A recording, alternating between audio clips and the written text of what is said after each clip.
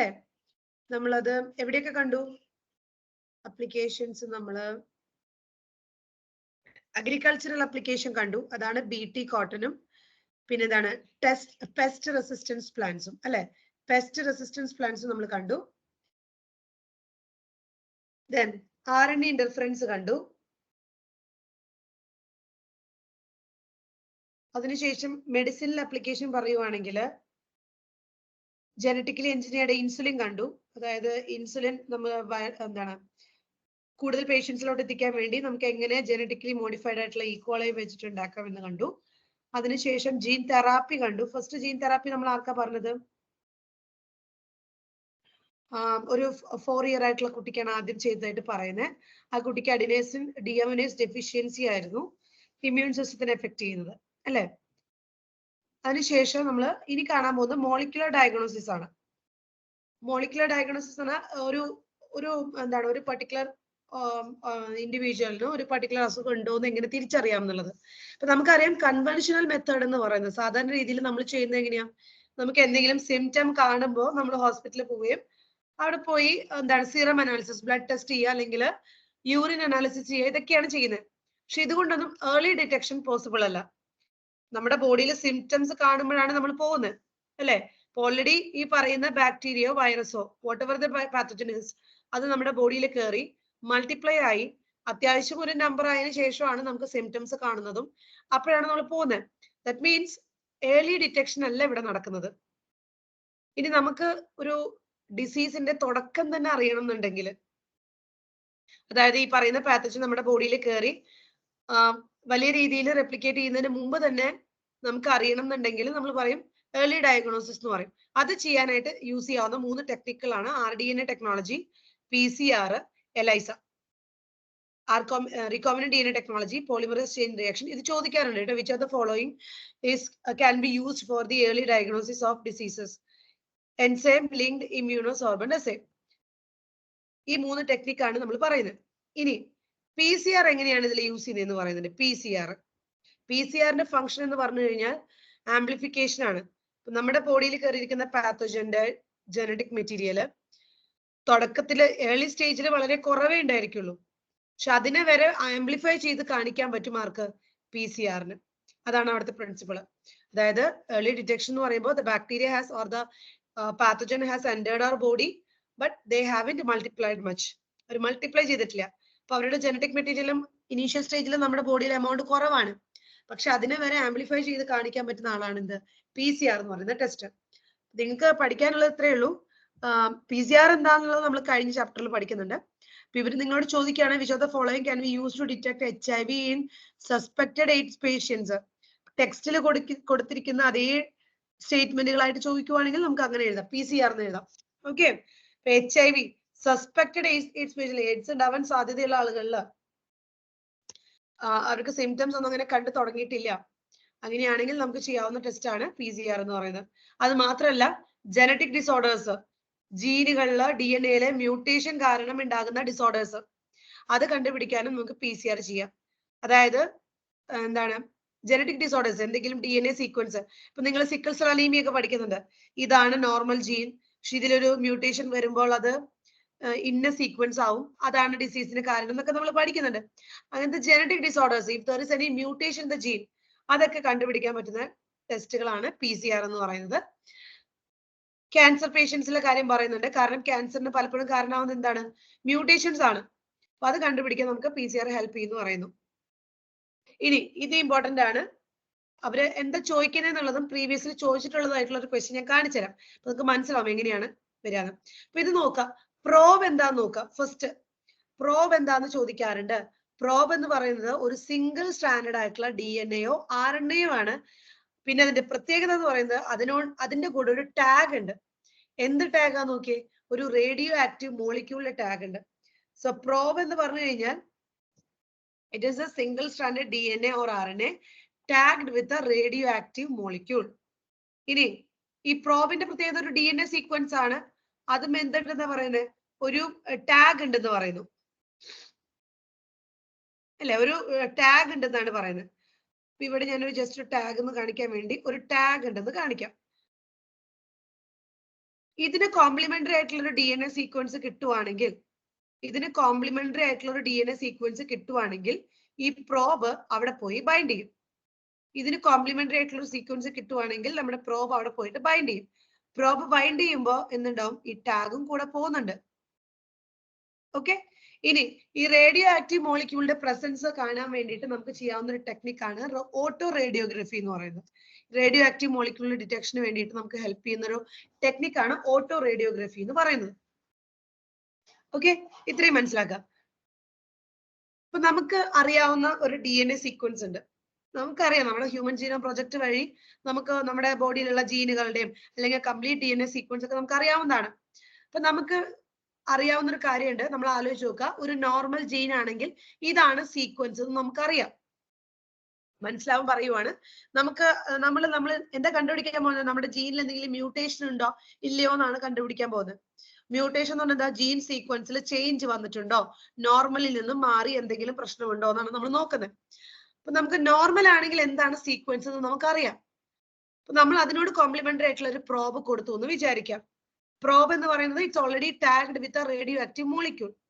നമ്മൾ വിചാരിച്ച gene സീക്വൻസിൽ mutation ഒന്നും ഇല്ല എന്നുണ്ടെങ്കിൽ നമ്മൾ കൊടുത്ത പ്രോബ് അതാത് സ്ഥലത്ത് പോയി ബൈൻഡ് ചെയ്യുകയും ഓട്ടോ റേഡിയോഗ്രഫി ചെയ്യുമ്പോൾ നമുക്ക് അതിന്റെ പ്രസൻസ് കണ്ടുപിടിക്കാൻ പറ്റുകയും ചെയ്യും. നേരെ മറിച്ച് നമ്മൾ വിചാരിച്ച ജീനിന്റെ സീക്വൻസിൽ ചേഞ്ച് ഉണ്ട്, മ്യൂട്ടേഷൻ സംഭവിച്ചിട്ടുണ്ടെന്ന് വിചാരിക്കാം. അങ്ങനെയാണെങ്കിൽ നമ്മൾ കൊടുത്ത പ്രോബും നമ്മുടെ ഇവിടെയുള്ള ജീനും തമ്മിൽ കോംപ്ലിമെന്റാരിറ്റി ഉണ്ടായിരിക്കുമോ? നിങ്ങൾ എന്നെ ഒന്ന് ആലോചിച്ച് നോക്കിയേ.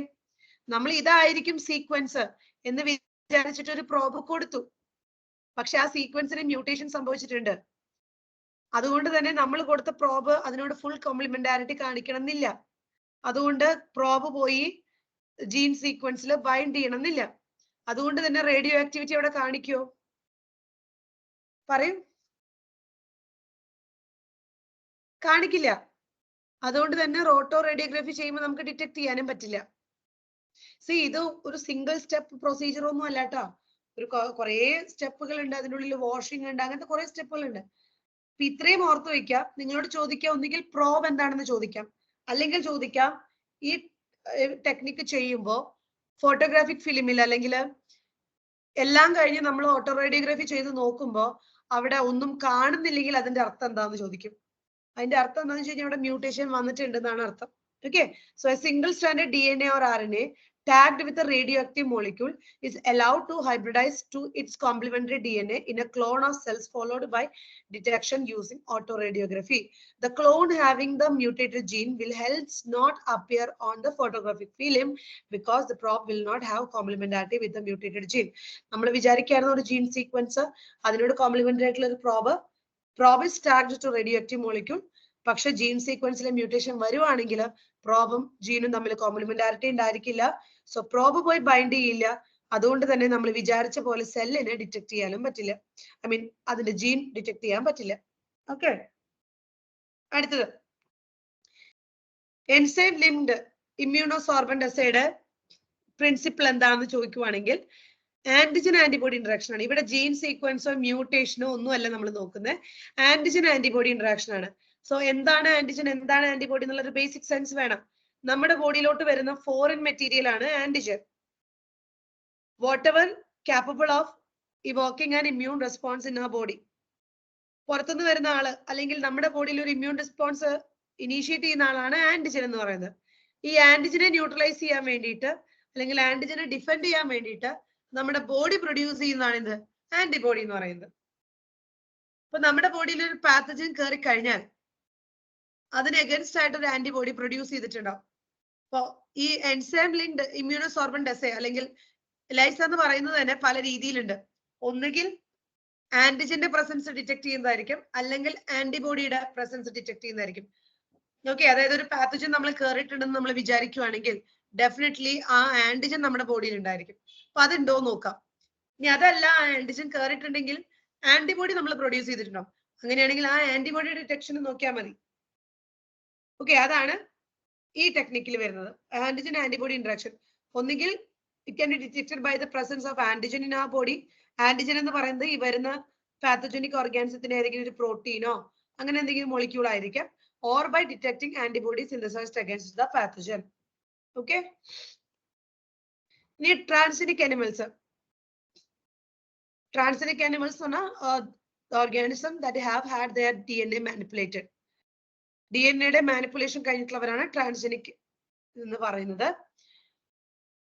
ഒരുപാട് ട്രാൻസ്ജനിക് അനിമൽസ് ഉണ്ട് നമ്മൾ പറയുന്നുണ്ട്. നിങ്ങൾ ടെക്സ്റ്റിൽ കാണും. ഞാൻ വളരെ സെലക്റ്റീവ് ആയിട്ടുള്ള പോയിന്റ്സ് ആണ് എടുത്തിരിക്കുന്നത്.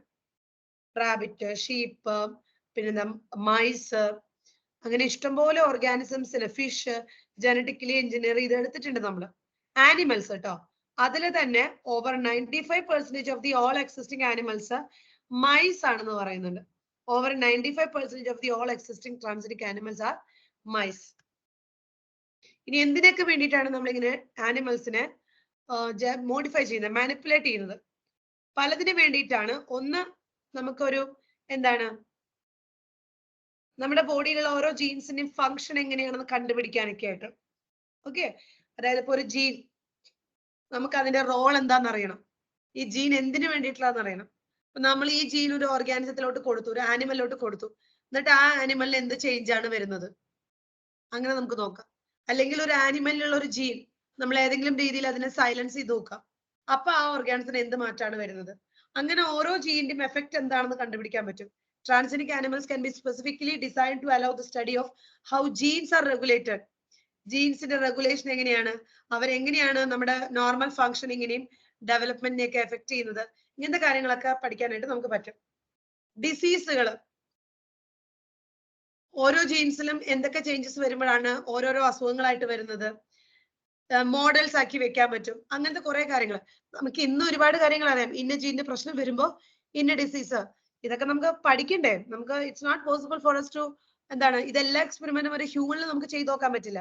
സോ വാട്ട് വി ഡു, നമ്മൾ ആനിമൽസിനെ എടുത്തിട്ട് ചെയ്യും, അല്ലേ?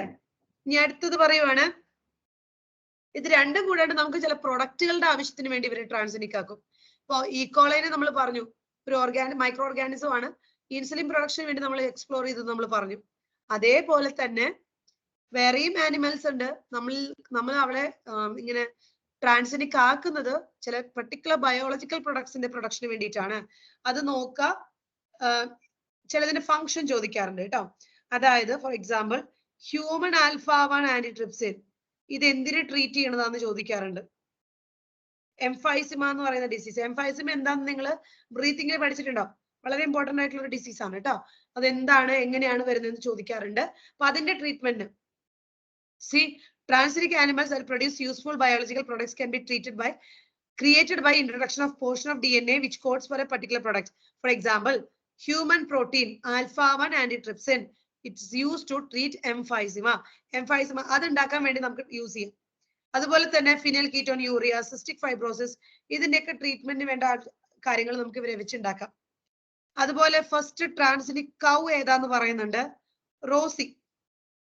അതെന്താ പ്രൊഡ്യൂസ് ചെയ്തത്? Human protein enriched milk. അദ്ദേഹത്തിന്റെ മിൽക്ക്, ആ റോസി എന്ന് പറയുന്ന കൗവിന്റെ മിൽക്കില് ഒരു ഹ്യൂമൻ പ്രോട്ടീൻ വളരെ കൂടുതലായിട്ട് കണ്ടിരുന്നു. 2.4 grams per liter. അത് ഏത് പ്രോട്ടീൻ ആയിരുന്നു എന്നും പറയുന്നുണ്ട്. ഏത് പ്രോട്ടീനാ? Human alpha lactalbumin.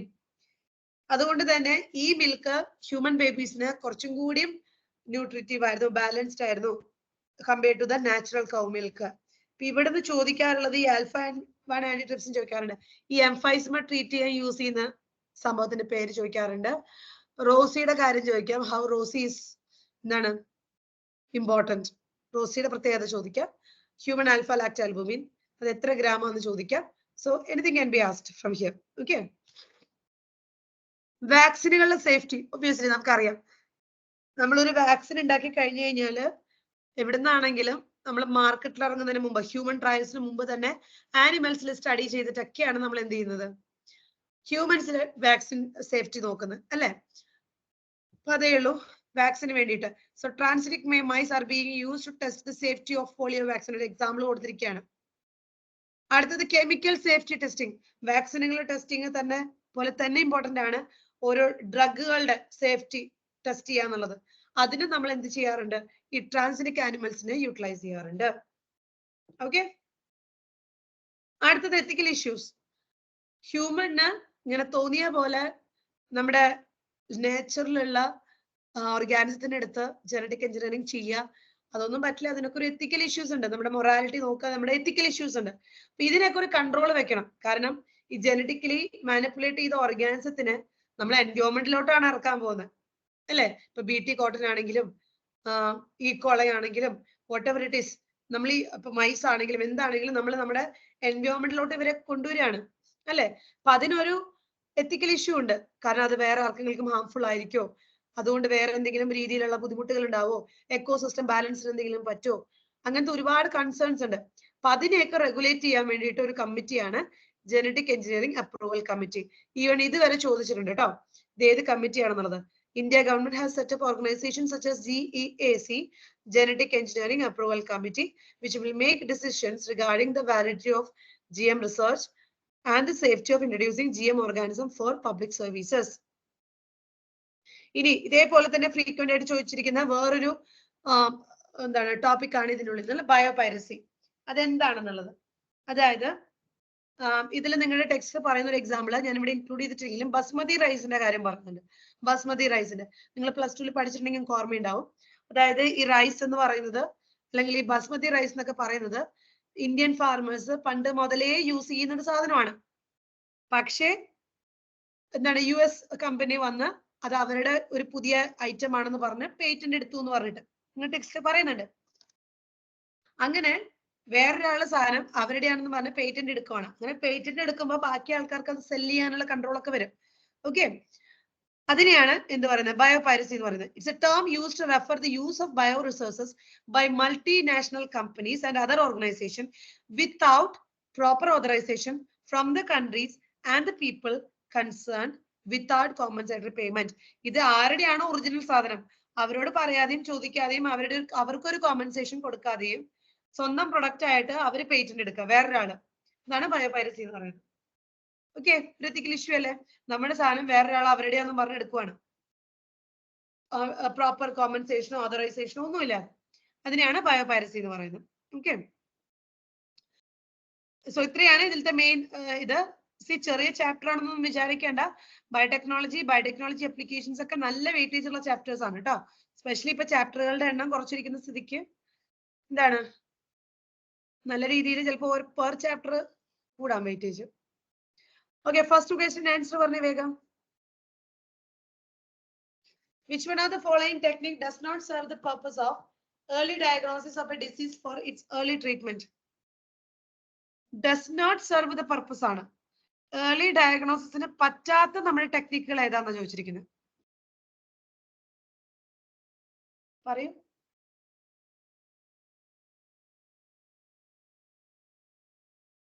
ഏർലി ഡയഗ്നോസിസിന് പറ്റാത്തത്. Are you not there?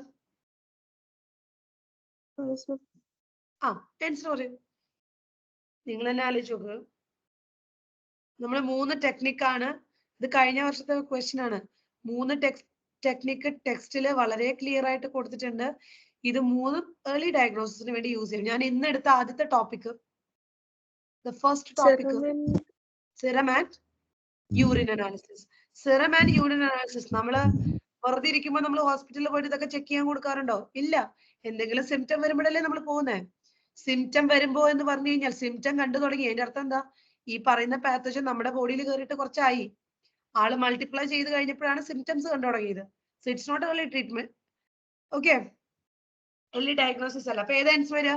Serum and urine analysis. Okay, അടുത്തത് ഒരു ക്ലോണിംഗ് വെക്ടർ അല്ലാത്തത് ഇതിലേതാണ്?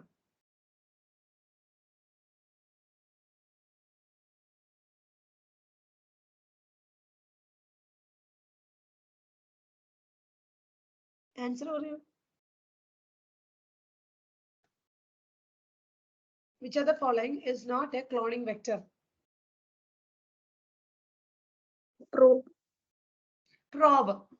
യാക്കും ബാക്കും നിങ്ങൾ ഇവിടെ പഠിക്കുന്നില്ലേ? ഫിംഗർ പ്രിന്റിംഗ് അല്ല, സോറി, ഹ്യൂമൻ ജീനോം പ്രൊജക്റ്റിലല്ലേ വരുന്നത് യാക്കും ബാക്കും. ഈസ്റ്റ് ആർട്ടിഫിഷ്യൽ, ഇതും എന്താണ് ബാക്ടീരിയലും. PBA322 നമുക്കറിയാം ഒരു പ്ലാസ്മിഡ് വെക്ടർ. പ്രോബ് ആണ്. പ്രോബ് നമ്മൾ ഈ പറയുന്ന ഒരു കോംപ്ലിമെന്ററി ജീൻ ഉണ്ടെങ്കിൽ അതിനോട് ബൈൻഡ് ചെയ്യാൻ കൊടുക്കുന്ന single strand DNA or RNA tagged to radioactive molecule. Definition ഒക്കെ ചോദിക്കാം കേട്ടോ. അടുത്തത് In gene therapy of adenosine deaminase deficiency, the patient requires periodic infusion of genetically engineered lymphocytes because നമ്മൾ gene തെറാപ്പിയിൽ പറഞ്ഞു പേഷ്യന്റിന്റെ ബോഡിയിൽ നിന്നും ലിംഫോസൈറ്റ്സ് എടുക്കും, ലാബിൽ വെച്ച് അതിനെ കൾച്ചർ ചെയ്ത് അതിന് ജനറ്റിക് എഞ്ചിനീയറിംഗ് ചെയ്യും, അതായത് ADAയുടെ ജീൻ വെച്ച് കൊടുക്കും. അതിനുശേഷം ആ ലിംഫോസൈറ്റിനെ തിരിച്ചെടുത്ത് കൊടുക്കും നമ്മൾ പേഷ്യന്റിന്. പക്ഷെ ഇത് റെഗുലർ ആയിട്ട് ചെയ്തുകൊണ്ടിരിക്കേണ്ട ഒരു കാര്യമാണ് നമ്മൾ പറഞ്ഞിരുന്നു. എന്തുകൊണ്ടാണ് റെഗുലർ ആയിട്ട് ചെയ്യേണ്ടി വരുന്നത്? ഒരു പ്രാവശ്യം ചെയ്താൽ പോരാ, സ്ഥിരം ചെയ്തുകൊണ്ടിരിക്കണം. ഇങ്ങനെ എന്തുകൊണ്ടാണ്? അതായത് ഒരു റെഗുലർ ഇന്റർവെല്ലിൽ നമ്മൾ ലിംഫോസൈറ്റിനെ എടുക്കണം, അതിന് എന്താണ് മാനിപ്പുലേറ്റ് ചെയ്യണം, തിരിച്ചു കൊടുക്കണം, വീണ്ടും എടുക്കണം, മാനിപ്പുലേറ്റ് ചെയ്യണം, തിരിച്ചു കൊടുക്കണം. സോ പീരിയോഡിക് ആയിട്ട് ഇത് ചെയ്തുകൊണ്ടിരിക്കണം. What is the reason for that?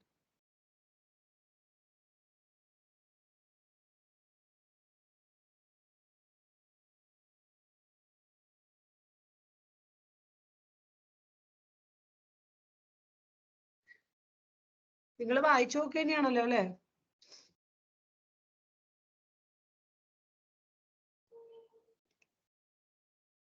Answer കിട്ടിയോ?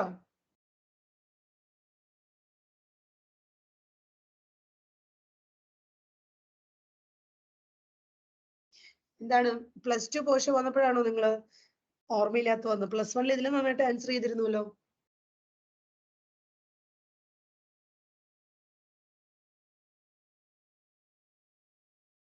എന്താണ് ആൻസർ?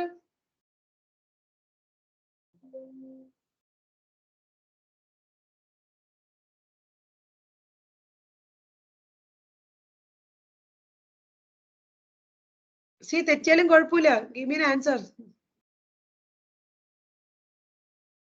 അഭിരാമി, അനീറ്റ, ഭദ്ര, ആൻസർ പറയൂ. ഓപ്ഷൻ 2. ഓപ്ഷൻ 2 എന്താ പറയുന്നത്? Lymphocytes from patient blood are grown in culture outside the body. അതുകൊണ്ടാണോ നമുക്കത് വീണ്ടും വീണ്ടും കൊടുക്കേണ്ടി വരുന്നത്?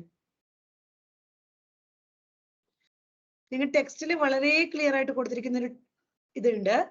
നമ്മുടെ ലിംഫോസൈറ്റ് എന്ന് പറയുന്നത് ഇമ്മോർട്ടൽ അല്ല, ഇതിനൊക്കെ ഒരു ലൈഫ് സ്പാൻ ഉണ്ട്. ഓക്കെ, നമ്മുടെ ബോഡിയിൽ കാണുന്ന ബ്ലഡ് സെൽസ് ഏതൊരു സെല്ലാണെങ്കിലും അതിനൊരു ലൈഫ് സ്പാൻ ഉണ്ട്. ഇപ്പൊ നിങ്ങള് ഒരു ബാച്ച് ലിംഫോസൈറ്റ്സിനെ എടുത്തു, അതിനെ പുറത്ത് കൊണ്ടുവന്ന് കൾച്ചർ ചെയ്ത് അതിനെ കറക്റ്റ് ചെയ്തു. അതിനെന്തായിരുന്നു പ്രശ്നം? അതിന്റെ പ്രശ്നം എന്തായിരുന്നു? ADA ജീൻ ഇല്ലാത്തതായിരുന്നു അതിന്റെ പ്രോബ്ലം. നിങ്ങൾ എന്ത് ചെയ്തു? ഓക്കെ, ഞങ്ങൾ തരാം ഒരു ADA ജീൻ എന്ന് പറഞ്ഞിട്ട് കൊടുത്തു. ആ സെൽസിനൊക്കെ നിങ്ങൾ ADA ജീൻ കൊടുത്തു എന്ന് വിചാരിക്കാം. എന്നിട്ട് പേഷ്യന്റിന് തിരിച്ചു കൊടുത്തു. ഇതിനൊക്കെ കറക്റ്റ് ചെയ്ത് പേഷ്യന്റിന്റെ ബോഡിയിലോട്ട് തിരിച്ചു കൊടുത്തു. പേഷ്യന്റിന്റെ ബോഡിയിൽ ഇത് തിരിച്ചു ചെന്നു, അത് കുറച്ചു കാലം അത് വർക്ക് ചെയ്തു. പക്ഷെ അതിനൊരു ലൈഫ് സ്പാൻ ഇല്ലേ? ഈ പറയുന്ന സെൽസ് ഒരു ദിവസം ഇതെല്ലാം ഡെഡായി പോവും, ശരിയല്ലേ? അങ്ങനെയാണെങ്കിൽ വീണ്ടും നമ്മൾ പുതിയ ബാച്ച് ലിംഫോസൈറ്റിനെ എടുത്തിട്ട് വീണ്ടും കറക്റ്റ് ചെയ്യണ്ടേ? ശരിയാണോ? കാലങ്ങളോളം ഈ സെൽസ് ആ പേഷ്യന്റിന്റെ ബോഡിയിൽ നിൽക്കുന്നുണ്ടെങ്കിൽ ഓക്കെ, നിങ്ങൾ ഒരു പ്രാവശ്യം ചെയ്താൽ മതി. പക്ഷെ നമ്മുടെ ബോഡിയിൽ സെൽസ് ഒന്നും അങ്ങനെ ജീവിതകാലം മുഴുവൻ നമുക്ക് നിൽക്കുന്ന ആൾക്കാരാണോ? ഐ മീൻ ഈ ബ്ലഡ് സെൽസ് അങ്ങനത്തെ ആൾക്കാരാണോ? അല്ല, അവര് എപ്പോഴും ഇങ്ങനെ എന്താണ്, പുതിയ സെൽസ് ഉണ്ടായിക്കൊണ്ടിരിക്കും, ബ്ലഡ് ഫോർമേഷൻ നടന്നുകൊണ്ടിരിക്കും. Okay, so genetically engineered lymphocytes immortal അല്ല. അതുകൊണ്ടാണ് നമുക്ക് ഇവരെ പീരിയോഡിക് ഇൻഫ്യൂഷൻ വേണ്ടി വരുന്നത്. ക്ലിയർ ആണോ? ക്ലിയർ ആണോ? ആ, അടുത്തത്. അടുത്ത ആൻസർ പറഞ്ഞോ.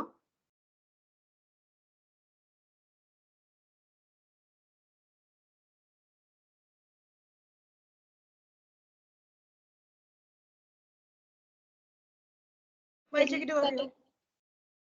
ആ, എലൈസ ടെക്നിക്ക് ശരിയല്ലേ? ടെക്സ്റ്റിൽ കറക്റ്റ് കൊടുത്തിരിക്കുന്നതാണ്. ടെക്സ്റ്റ് NCERT-യിൽ ഇപ്പൊ ഒരു കാര്യം സ്റ്റേറ്റ്മെന്റ് കൊടുത്തിട്ടുണ്ടെങ്കിൽ നമുക്ക് വേറെ റെഫറൻസ് ഒന്നും എടുക്കാൻ പറ്റില്ല. NCERT-യിൽ എന്താണോ കൊടുത്തിരിക്കുന്നത് അത് തന്നെ എടുക്കാൻ പറ്റുള്ളൂ. അപ്പൊ എലൈസ, ഓക്കെ, ഏതാണ് ഏർലി ഡിറ്റക്ഷൻ പോസിബിൾ ആയിട്ടുള്ളല്ലേ ചോദിച്ചേ? അപ്പൊ അതന്നെയാണ് ആൻസർ. അടുത്തത്, ഈ ഇൻസുലിൻ ഒക്കെ ഒരുപാട് പ്രാവശ്യം ചോദിച്ചിട്ടുണ്ട് കേട്ടോ ക്വസ്റ്റ്യൻ, തെറ്റിക്കരുത് ഒരു കാരണവശാലും.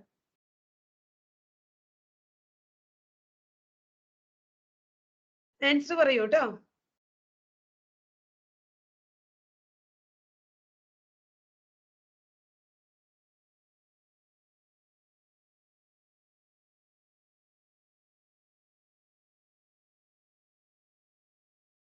NCERT കൊടുക്കാത്ത കാര്യങ്ങളൊന്നും അവര് റീസെന്റ് ഇയേഴ്സ് ആയിട്ട് ചോദിക്കാറില്ല. ഇനി ചോദിക്കുമെന്ന് അറിയില്ല. പക്ഷെ കഴിഞ്ഞ കുറച്ച് വർഷങ്ങളായിട്ട് പണ്ടൊക്കെ ചോദിച്ചിരുന്നു. ഇപ്പൊ അങ്ങനെ അധികം അവർ പുറത്തുനിന്നില്ല.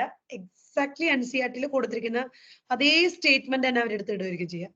ഇത് കഴിഞ്ഞ പോലത്തെ പേപ്പർ ഒക്കെ നോക്കുമ്പോൾ പ്രീവിയസ് ഇയറിന്റെ റിപ്പീറ്റേഷൻ ഒക്കെ ആയിരുന്നു. വളരെ കാര്യമായ തോതിലുണ്ടായിരുന്നു. പുതിയ ക്വസ്റ്റ്യൻസ് ഇല്ല എന്നല്ല പറയുന്നത്. പക്ഷെ ഏതായിരുന്നു ആൻസർ? ഓപ്ഷൻ 4. ഓപ്ഷൻ 4. Option 4. ശരിയല്ലേ? ഓപ്ഷൻ 4. ഇനി ആ തെറ്റും കൂടി ഒന്ന് പറഞ്ഞേ. ഇൻസുലിൻ പ്രൊഡ്യൂസ്ഡ് ബൈ RDNA ടെക്നോളജിക്ക് സി പെപ്റ്റൈഡ് ഉണ്ടെന്ന്. ഉണ്ടോ? ഇല്ല. സി പെപ്റ്റൈഡ് ഇല്ല. ഇമ്മച്ചുവർ ഇൻസുലിനിൽ കാണുന്ന ആളാണ് സി പെപ്റ്റൈഡ്. പ്രോ ഇൻസുലിന് സി പെപ്റ്റൈഡ് ഉണ്ടെന്ന് പറഞ്ഞാൽ ശരിയാണ്. പിന്നെന്താ? ഇത് ഡൈസൾഫൈഡ് ബ്രിഡ്ജ് ആണ്. അപ്പൊ എയും സിയും ഡിയും കറക്റ്റ് ആണ്. അടുത്തത്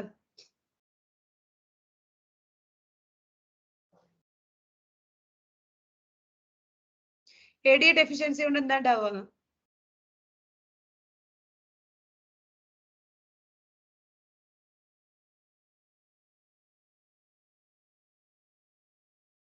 നമ്മൾ ഏത് സെല്ലിനെ പുറത്തോട്ട് എടുത്ത് കറക്റ്റ് ചെയ്യുന്ന ആലോചിച്ച് നോക്കിയേ. ലിംഫോസൈറ്റിന് എന്തിനു വേണ്ടിയിട്ടുള്ളതാ നമുക്ക്? ഇമ്മ്യൂണിറ്റിന്. യെസ്. അപ്പൊ എന്താ പ്രശ്നം വരാൻ പോകുന്നത്? Dysfunction of immune system. ശരിയല്ലേ? അടുത്തത് PCR അപ്ലിക്കേഷൻ അല്ലാത്തത്.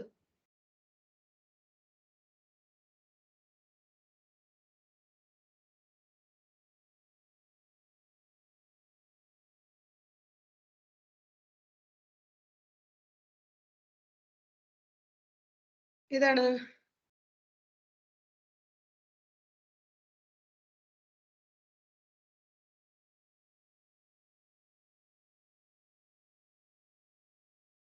Molecular diagnosis. നമ്മൾ പറഞ്ഞില്ലേ ഏർലി ഡിറ്റക്ഷന് ഹെൽപ്പ് ചെയ്യുന്ന ആളാണ് ആര്? PCR. PCR എന്ന് പറയുമ്പോൾ DNA ആയിട്ട് റിലേറ്റഡ് അല്ലേ? DNA ആംപ്ലിഫിക്കേഷൻ അല്ലേ നടക്കുന്നത്? ഒരു പ്രോട്ടീനെ പ്യൂരിഫൈ ചെയ്തെടുക്കാനോ ഐസൊലേറ്റ് ചെയ്തെടുക്കാനോ നമുക്ക് ഈ ടെക്നിക്ക് യൂസ് ചെയ്യാൻ പറ്റുമോ? ഇല്ലല്ലോ. ഇതിൽ ആൻസർ വരാൻ പോകുന്നത് not an application of PCR ആണ്. ഓക്കെ, ശരിയല്ലേ? Yes, ma'am. അടുത്തത് ഞാൻ നേരത്തെ ഒരു ടോപ്പിക് പറഞ്ഞില്ല, അതിൽ നിന്ന് ക്വസ്റ്റ്യൻ വരാറുണ്ടെന്ന് പറഞ്ഞു. ഈ ക്വസ്റ്റ്യൻ ആൻസർ ചെയ്യാൻ പറ്റുമോ നോക്കാം.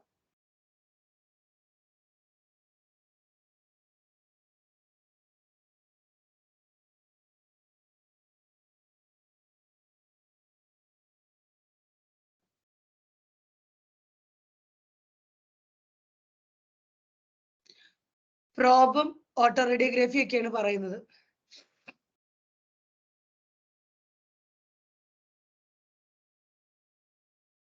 ജീൻ മ്യൂട്ടേഷൻ കണ്ടുപിടിക്കാൻ വേണ്ടിയിട്ടാണ് ചെയ്യുന്നത്.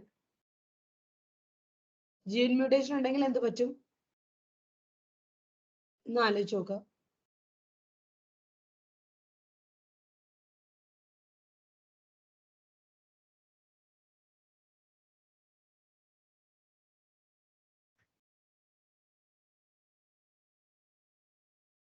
ഏതായിരിക്കും ആൻസർ?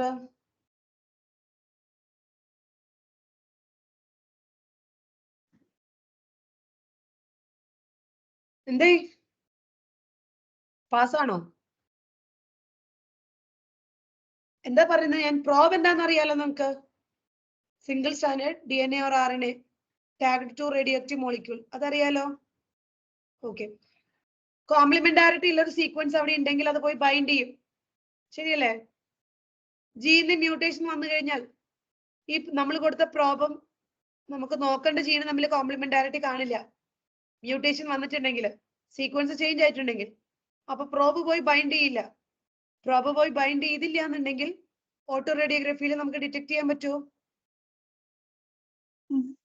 പറ്റില്ല. അപ്പൊ ഏതായിരിക്കും ആൻസർ വരിക? ആദ്യത്തെ സ്റ്റേറ്റ്മെന്റ് എന്താ പറയണേ? Mutated genes does not appear on photographic film. അത് ശരിയാ, ആ പറഞ്ഞത് ശരിയാണ്. As the probe has complementarity with it. പ്രോബിന് കോംപ്ലിമെന്റാരിറ്റി ഉണ്ടെങ്കിൽ പ്രോബ് പോയി ബൈൻഡ് ചെയ്തേനെ. പ്രോബ് ബൈൻഡ് ചെയ്തിരുന്നെങ്കിൽ ഒബ്വിയസ്ലി അതിന്റെ കൂടെയുള്ള ടാഗും അവിടെ നിന്നേനെ.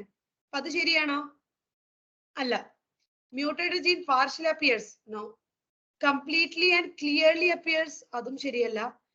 ഇനി ഇത് നോക്കി നോക്കിയേ, mutated gene does not appear on photographic film as the probe has no complementarity with it. അപ്പൊ ഏതാ ആൻസർ വരാൻ പോകുന്നത്? 4 അല്ലേ? Option 4. 4. അടുത്തത് transposon can be used during which one of the following? ഇത് ഞാൻ ഇന്നലെ പറഞ്ഞിരുന്നു. ട്രാൻസ്പോസോണിന്റെ കാര്യം നിങ്ങൾ ടെക്സ്റ്റിൽ എവിടെയാണ് പറയുന്നതെന്ന് പറഞ്ഞിരുന്നു. RNA ഇന്റർഫറൻസ് പറയുന്നില്ലേ? അവിടെയാണ് ട്രാൻസ്പോസോണിന്റെ കാര്യം പറയുന്നത്. അപ്പൊ ക്ലൂ ആയി. ഇനിയിപ്പോ ഏതാ ആൻസർ നോക്കി നോക്കിയേ. മൊബൈൽ ജനറ്റിക് എലമെന്റ്സ് ആണ് transposon. RNA interference mRNA silencing ആണ്, ജീൻ സൈലൻസിങ് ആണ് നടക്കുന്നത്. അതായത് ഒരു mRNAയുടെ ട്രാൻസ്ലേഷനെ പ്രിവെന്റ് ചെയ്യാണ്, അതിനെ സൈലന്റ് ആക്കി വെക്കുകയാണ് ചെയ്യുന്നത്. ആ ഭാഗത്താണ് നമ്മൾ ട്രാൻസ്പോസോണിന്റെ യൂസ് പറയുന്നത്. ജസ്റ്റ് ഒരു വേർഡേ പറഞ്ഞു പോയിട്ടുള്ളൂ കേട്ടോ ട്രാൻസ്പോസോണിന്റെ. അപ്പൊ ഏതാ ആൻസർ വരാൻ പോകുന്നത്? Gene silencing. അടുത്തത് വേഗം ആൻസർ പറഞ്ഞോ. BT cotton.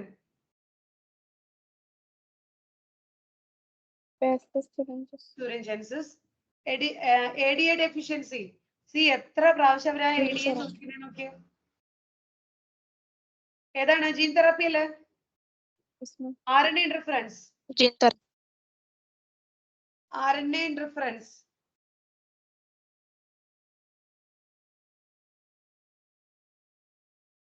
ഈ RNA interference പഠിക്കുന്നിടത്ത് ഒരു കാര്യം അവര് പറയുന്നുണ്ട്. ഈ സംഭവം RNA interference എന്ന് പറയുന്ന ഒരു സംഭവം എല്ലാ യൂക്കാരിയോട്ടിക് ഓർഗാനിസിലും നടക്കുന്നുണ്ട് as a method of cellular defense എന്ന്. എല്ലാ യൂക്കാരിയോട്ടിക് ഓർഗാനിസത്തിലും സെല്ലുലാർ ഡിഫൻസിന്റെ ഭാഗമായിട്ട് നടക്കുന്ന ഒരു പ്രൊസീജിയർ ആണ് RNA ഇന്റർഫറൻസ് എന്ന് പറയുന്നത്. ആ ഒരു സംഭവം നമ്മൾ എക്സ്പ്ലോർ ചെയ്യുന്നേ ഉള്ളൂ പെസ്റ്റിനെ റെസിസ്റ്റ് ചെയ്യാൻ വേണ്ടി. അപ്പൊ RNA ഇന്റർഫറൻസ് മാച്ച് ചെയ്യാൻ പോകുന്നത് cellular ഡിഫൻസുമായിട്ട്. PCR Detection of HIV. പിന്നെ കുഴപ്പമില്ലല്ലോ. A4 എന്ന് പറയുമ്പോൾ തന്നെ നമുക്ക് ഏകദേശം ആൻസർ ഷോർട്ട് ലിസ്റ്റ് ചെയ്യാൻ പറ്റും. പിന്നെ ഒന്ന് ക്രോസ് ചെക്ക് ചെയ്യാം. ഓക്കെ, മൾട്ടിപ്പിൾ മാച്ച് വരുവാണെങ്കിൽ മോസ്റ്റ് അപ്രോപ്രിയേറ്റ് ആയിട്ടുള്ള നമ്മൾ എടുക്കേണ്ടി വരും. Which of the following statement is not correct?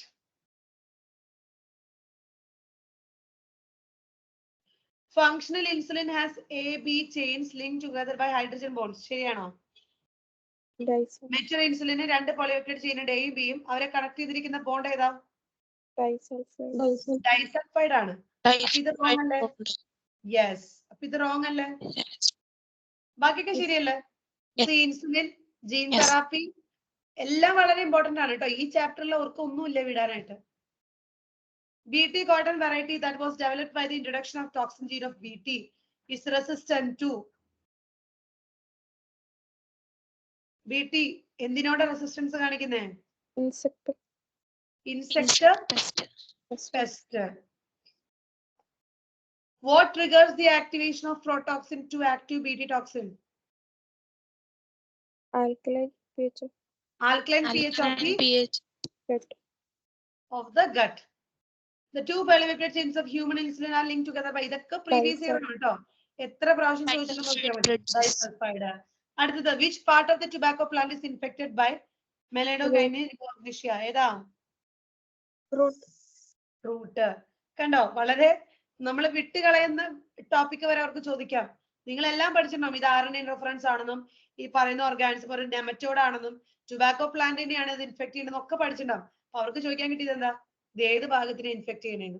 Okay, അടുത്തത് GM ഓർഗാനിസത്തിന്റെ സേഫ്റ്റി ചെക്ക് ചെയ്യുന്നത് ഏതാണ്? നിങ്ങൾ ടെക്സ്റ്റിലുള്ള അതേ ഇത് കൊടുത്തിട്ടില്ല, എന്നാലും നമുക്ക് കൂടുതൽ ആക്യുറേറ്റ് ചെയ്തെടുക്കാം.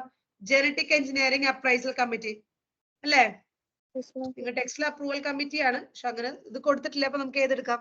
ഇതെടുക്കാം. എന്തായാലും GEAC എന്നല്ലേ പറയുന്നത്. അടുത്തത് which of the following is commonly used as a vector for introducing DNA fragment in human lymphocyte? Actually ഇത് രണ്ട് ചാപ്റ്ററിലുള്ള സാധനമാണ്. നമ്മള് പ്ലാന്റ് ആണെങ്കിൽ അഗ്രോബാക്ടീരിയൻ ഡൂമിഫേഷൻസ് പറഞ്ഞു, ആനിമൽ ആണെങ്കിൽ നമ്മൾ പറഞ്ഞു ഒരു പർട്ടിക്കുലർ ആൾക്കാരെ ഡിസാം ചെയ്തതിനു ശേഷം നമുക്ക് വെക്ടർ ആയിട്ട് യൂസ് ചെയ്യാമെന്ന് കഴിഞ്ഞ ചാപ്റ്ററിൽ പറഞ്ഞു. ഇവിടെ ജീൻ തെറാപ്പി പറയുമ്പോൾ അവിടെയാണല്ലോ നമ്മൾ ലിംഫോസൈറ്റിലോട്ട് കൊടുക്കുന്നതായിട്ട് പറയുന്നത്. അവിടെ ഒരു ബ്രാക്കറ്റിൽ കൊടുത്തിട്ടുണ്ട് അവർ ഏത് വെക്ടർ ആണെന്ന്. ജസ്റ്റ് ഒരു ബ്രാക്കറ്റിൽ കൊടുത്തിട്ടേ ഉള്ളൂ അത് ഏത് വെക്ടർ ആണ്. ഏതായിരിക്കും? A plasmid. ആ പറഞ്ഞോ. റിട്രോ വൈറസ് അല്ലേ? Retro virus. അടുത്തത് use of bio resources by multinational companies and organisation without authorisation. ഏതാ? ബയോവൈറസ്. യെസ്. Biovirus. അടുത്തത് a new variety of rice was patented by foreign company. Those such varieties have been present in India for a long time. This is related to ഏത് റൈസിനെ പറ്റിയിട്ടായി പറഞ്ഞിരിക്കണേ? Basmati rice. ഇനി ഇത് കൂടാതെ നമ്മൾ ഇതുപോലെ വന്നിട്ടുള്ളതാണ് Neema turmeric എന്ന് പറഞ്ഞിട്ടുണ്ട് കേട്ടോ നിങ്ങളുടെ ടെക്സ്റ്റില്. ഈ ബസ്മതി റൈസിനെ കുറിച്ച് പറയുന്നിടത്ത് ഇത് കൂടാണ്ട് വേറെ നീമ ടർമറിക് ഒക്കെ ഇതുപോലെ ചെയ്യുന്നുണ്ടെന്നൊക്കെ പറയുന്നുണ്ട്. ഓക്കെ, അവർക്ക് എന്ത് വേണമെങ്കിൽ ചോദിക്കാം. ഈ ചാപ്റ്ററിൽ ഇത്രയധികം ഇമ്പോർട്ടന്റ് ആയിട്ടുള്ള കാര്യമുണ്ട്. എന്നിട്ട് അവർ ചോദിച്ചത് കണ്ടോ, നമുക്ക് ഇമ്പോർട്ടന്റ് അല്ല എന്ന് നമ്മൾ പറയുന്നതാണ്. ടുവേർഡ്സ് ദി എൻഡ് ആണ് ഇങ്ങനെ ഒരു സ്റ്റോറി പോലെ പറഞ്ഞു പോകുന്നതാണ് ഈ റൈസിന്റെ കേസ്. അതിൽ നിന്നും അവർ ചോദിച്ചിട്ടുണ്ട്. ഓക്കെ, ഇതാണ് ആ ടോപ്പിക്. കണ്ടോ ബസ്മതി റൈസിന്റെ കാര്യം കണ്ടോ. അടുത്ത് കണ്ടോ, several attempts has also been made to patent uses products and process based on Indian traditional herbal medicine. ഏതൊക്കെയാണ്?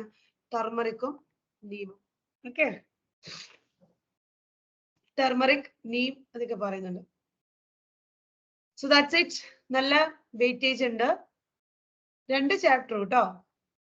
ഈ actually +2 genetics, molecular biology, evolution ഇതൊക്കെ നല്ല വെയിറ്റേജ് ഉള്ള ചാപ്റ്ററുകളാണ്. ഒരുപാട് ക്വസ്റ്റ്യൻസ് ഇതിൽ നിന്ന് വരും. സോ അതാണ് നമ്മുടെ ബയോടെക്നോളജി. ഇനി നമുക്കുള്ളത് 3 എക്കോളജി ചാപ്റ്റേഴ്സ് ആണ് ബാക്കി നിൽക്കുന്നത്. ഓർഗാനിസം, എവല്യൂഷൻ, പിന്നെ ഏതായിരുന്നു? സോറി, ഓർഗാനിസം ആൻഡ് പോപ്പുലേഷൻ, പിന്നെ എക്കോസിസ്റ്റം, ദെൻ ബയോഡൈവേഴ്സിറ്റി അല്ലേ? ഓർഗാനിസം, പോപ്പുലേഷൻ നോക്കാം. എങ്ങനെ ഈ ചാപ്റ്റർ നന്നായിട്ട് പഠിച്ചിരുന്നോ +2-ന്? നന്നായിട്ട് പഠിച്ചിട്ടുള്ള ചാപ്റ്റർ ആണോ? ഇഷ്ടമുള്ള ചാപ്റ്റർ ആണോ? എങ്ങനെയാണ്? +2 സ്കൂളില് കേട്ടില്ല ഞാൻ, ഒന്നുകൂടി പറയൂ.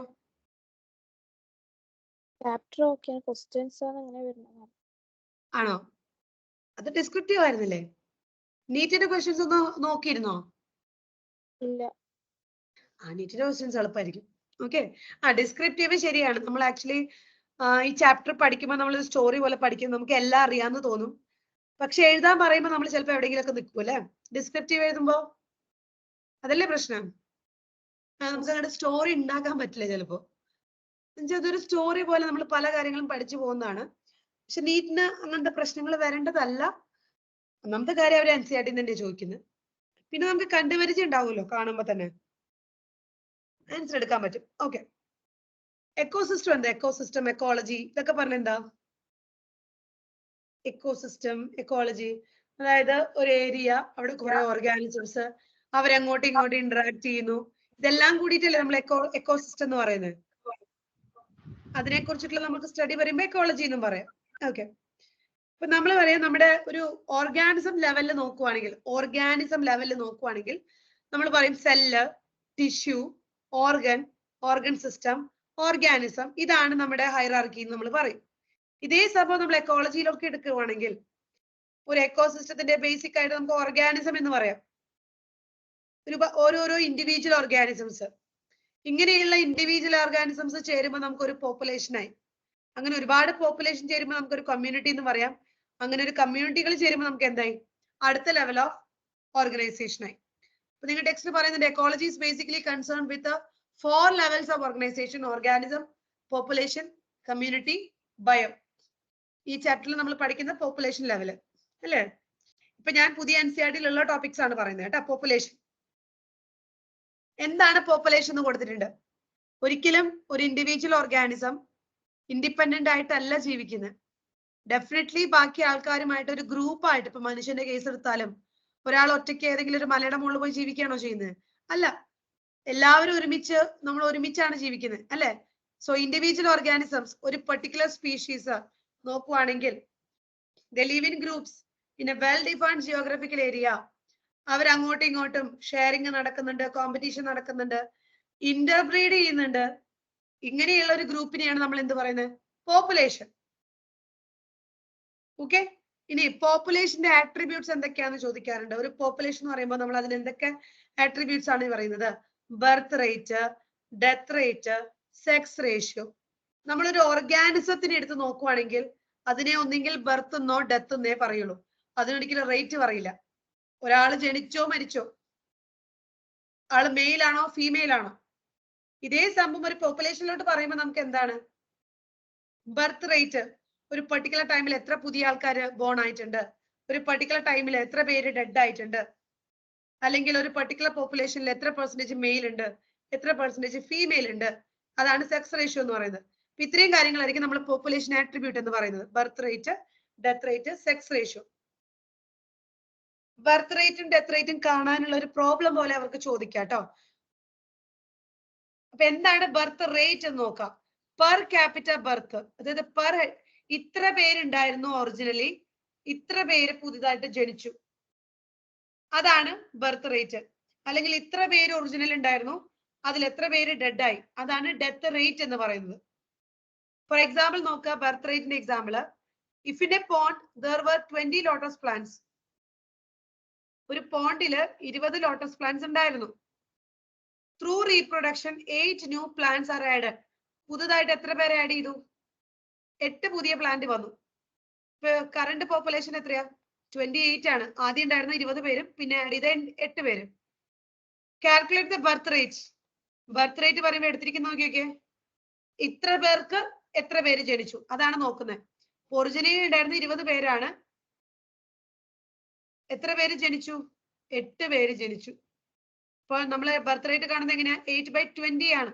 നമ്മൾ 28 അല്ല എടുക്കുന്നത്, പുതിയ നമ്പർ അല്ല നമ്മൾ എടുക്കുന്നത്. ആദ്യം എത്ര പേരുണ്ടായിരുന്നു, പുതിയത് എത്ര പേര് വന്നു. അപ്പൊ 0.4 ഓഫ് സ്പ്രിംഗ് പെർ ഇയർ എന്ന് പറയും. നമ്മൾ ഒരു ഇയർലിയാണ് നമ്മൾ അറിയേണ്ടത്. നമുക്ക് കണ്ടോ, 20 പേരാണ് ഒരു വർഷം കൊണ്ട്, അല്ല 20 പേരുണ്ടായിരുന്നത്, 8 പേര് പുതുതായിട്ട് ആഡ് ചെയ്തു എന്ന് പറയുന്നത്. ഇനി ഡെത്ത് റേറ്റ് നോക്കാം. 40 ഫ്രൂട്ട് ഫ്ലൈസ് ഉണ്ടായിരുന്നു ഒരു പർട്ടിക്കുലർ ടൈം പീരീഡില്. ഫോർ എക്സാമ്പിൾ ഒരു വീക്കില് 4 പേര് ഡെഡ് ആയി എന്നാ പറയുന്നത്. അപ്പൊ ഡെത്ത് റേറ്റ് എങ്ങനെയാ? 4/40. ശരിയല്ലേ? നമ്മൾ അവിടെ 4 പേരെ മൈനസ് ചെയ്ത് 36 ആണോ നമ്മൾ എടുത്തത്? അല്ല, ഒറിജിനൽ എത്രയായിരുന്നു അതിന്റെയാണ് റേഷ്യോ എടുക്കുന്നത്. ക്ലിയർ ആയോ? ക്ലിയർ ആണോ? ഓക്കെ.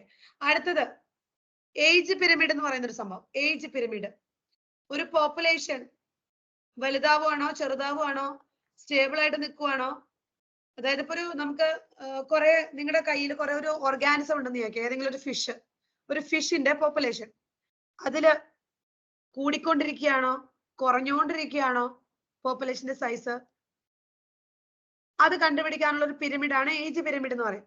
നമ്മൾ ചെയ്യുന്നത് എന്താന്ന് വെച്ച് കഴിഞ്ഞാല് ഓരോ ഏജ് ഗ്രൂപ്പിലുള്ള ആൾക്കാരെ എത്ര പേരുണ്ടെന്ന് നോക്കും. യങ്ങർ സ്റ്റേജിലുള്ള ആൾക്കാർ എത്ര, റീപ്രൊഡക്റ്റീവ് ഏജിൽ നിൽക്കുന്ന ആൾക്കാർ എത്ര, വയസ്സായ ആൾക്കാർ എത്ര, ഇതൊക്കെ നോക്കി ഒരു പിരമിഡ് ആയിട്ട് നമ്മൾ റെപ്രസെന്റ് ചെയ്യാണ് ചെയ്യുന്നത്. സോ ഫോർ ഹ്യൂമൻ പോപ്പുലേഷൻ നോക്കുക, age pyramid generally show age distribution of male and female in A diagram. The shape of pyramids reflects the growth status of population. ഈ ഇത് നോക്കുക, ഇത് ചോദിക്കാറുണ്ട് കേട്ടോ. ഒരു പോപ്പുലേഷൻ ഡിക്ലൈനിങ് ആണെങ്കിൽ എങ്ങനെയായിരിക്കും, സ്റ്റേബിൾ ആണെങ്കിൽ എങ്ങനെയായിരിക്കും, എക്സ്പാൻഡിങ് അല്ലെങ്കിൽ ഗ്രോയിങ് സ്റ്റേജിലാണെങ്കിൽ എങ്ങനെയായിരിക്കും. ഇപ്പൊ 3 ഏജ് ഗ്രൂപ്പിലുള്ള ആൾക്കാരെ കൊടുത്തിട്ടുണ്ട്. Pre reproductive, younger stage, reproductive ഏജിൽ നിൽക്കുന്ന ആൾക്കാര്, പോസ്റ്റ് റീപ്രൊഡക്റ്റീവ് ഏജിൽ നിൽക്കുന്ന ആൾക്കാര്. ഇതില് പ്രീ റീപ്രൊഡക്റ്റീവ് നമ്പർ കൂടുതലാണെങ്കിൽ അതിന്റെ അർത്ഥം ആ പോപ്പുലേഷൻ വലുതായിക്കൊണ്ടിരിക്കുക എന്നല്ലേ അർത്ഥം. ആൾക്കാരുടെ എണ്ണം കൂടിക്കൊണ്ടിരിക്കുകയാണ്, പുതിയ കുട്ടികൾ കുറെ പേരുണ്ട്. അതായത് എന്താ, ഈ പോപ്പുലേഷൻ എക്സ്പാൻഡ് ചെയ്തുകൊണ്ടിരിക്കുകയാണ്. കണ്ടോ, പ്രീ റീപ്രൊഡക്റ്റീവിന്റെ അളവ് കൂടുതലാണ്, എണ്ണം കൂടുതലാണ്. സ്റ്റേബിൾ ആണെങ്കിൽ എങ്ങനെയാ നോക്കിയേ, പ്രീ റീപ്രൊഡക്റ്റീവും റീപ്രൊഡക്റ്റീവും ഏകദേശം ഒരുപോലെയാണ്. ഡിക്ലൈനിങ് ആണെങ്കിൽ എന്താ, യങ്ങർ ആൾക്കാരൊന്നും ഇല്ല അവിടെ, പ്രീ റീപ്രൊഡക്റ്റീവിന്റെ നമ്പർ കുറവാണ്, പുതിയ ജനറേഷൻ ഇല്ല. അതിന്റെ അർത്ഥം എന്താ, പോപ്പുലേഷൻ ഡിക്ലൈൻ ചെയ്തുകൊണ്ടിരിക്കുകയാണ്. ശരിയല്ലേ? ശരിയാണോ? ഇപ്പൊ പ്രീ റീപ്രൊഡക്റ്റീവ് കൂടുതലാണെങ്കിൽ എന്താണ്, എക്സ്പാൻഡിങ് ആണ്.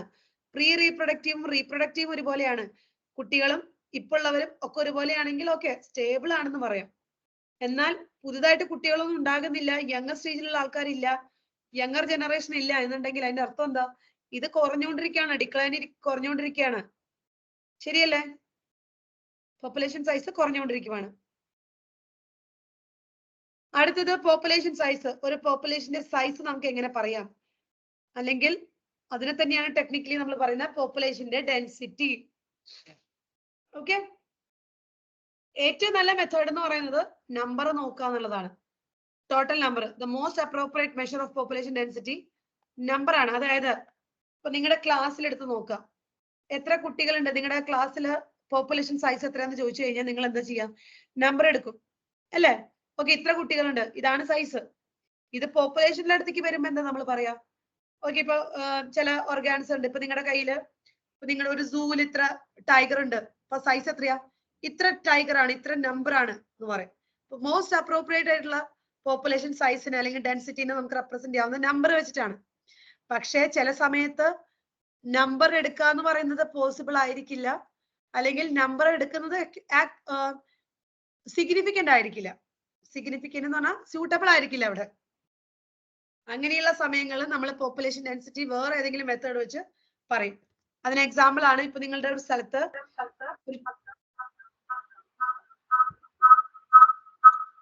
Is there any disturbance?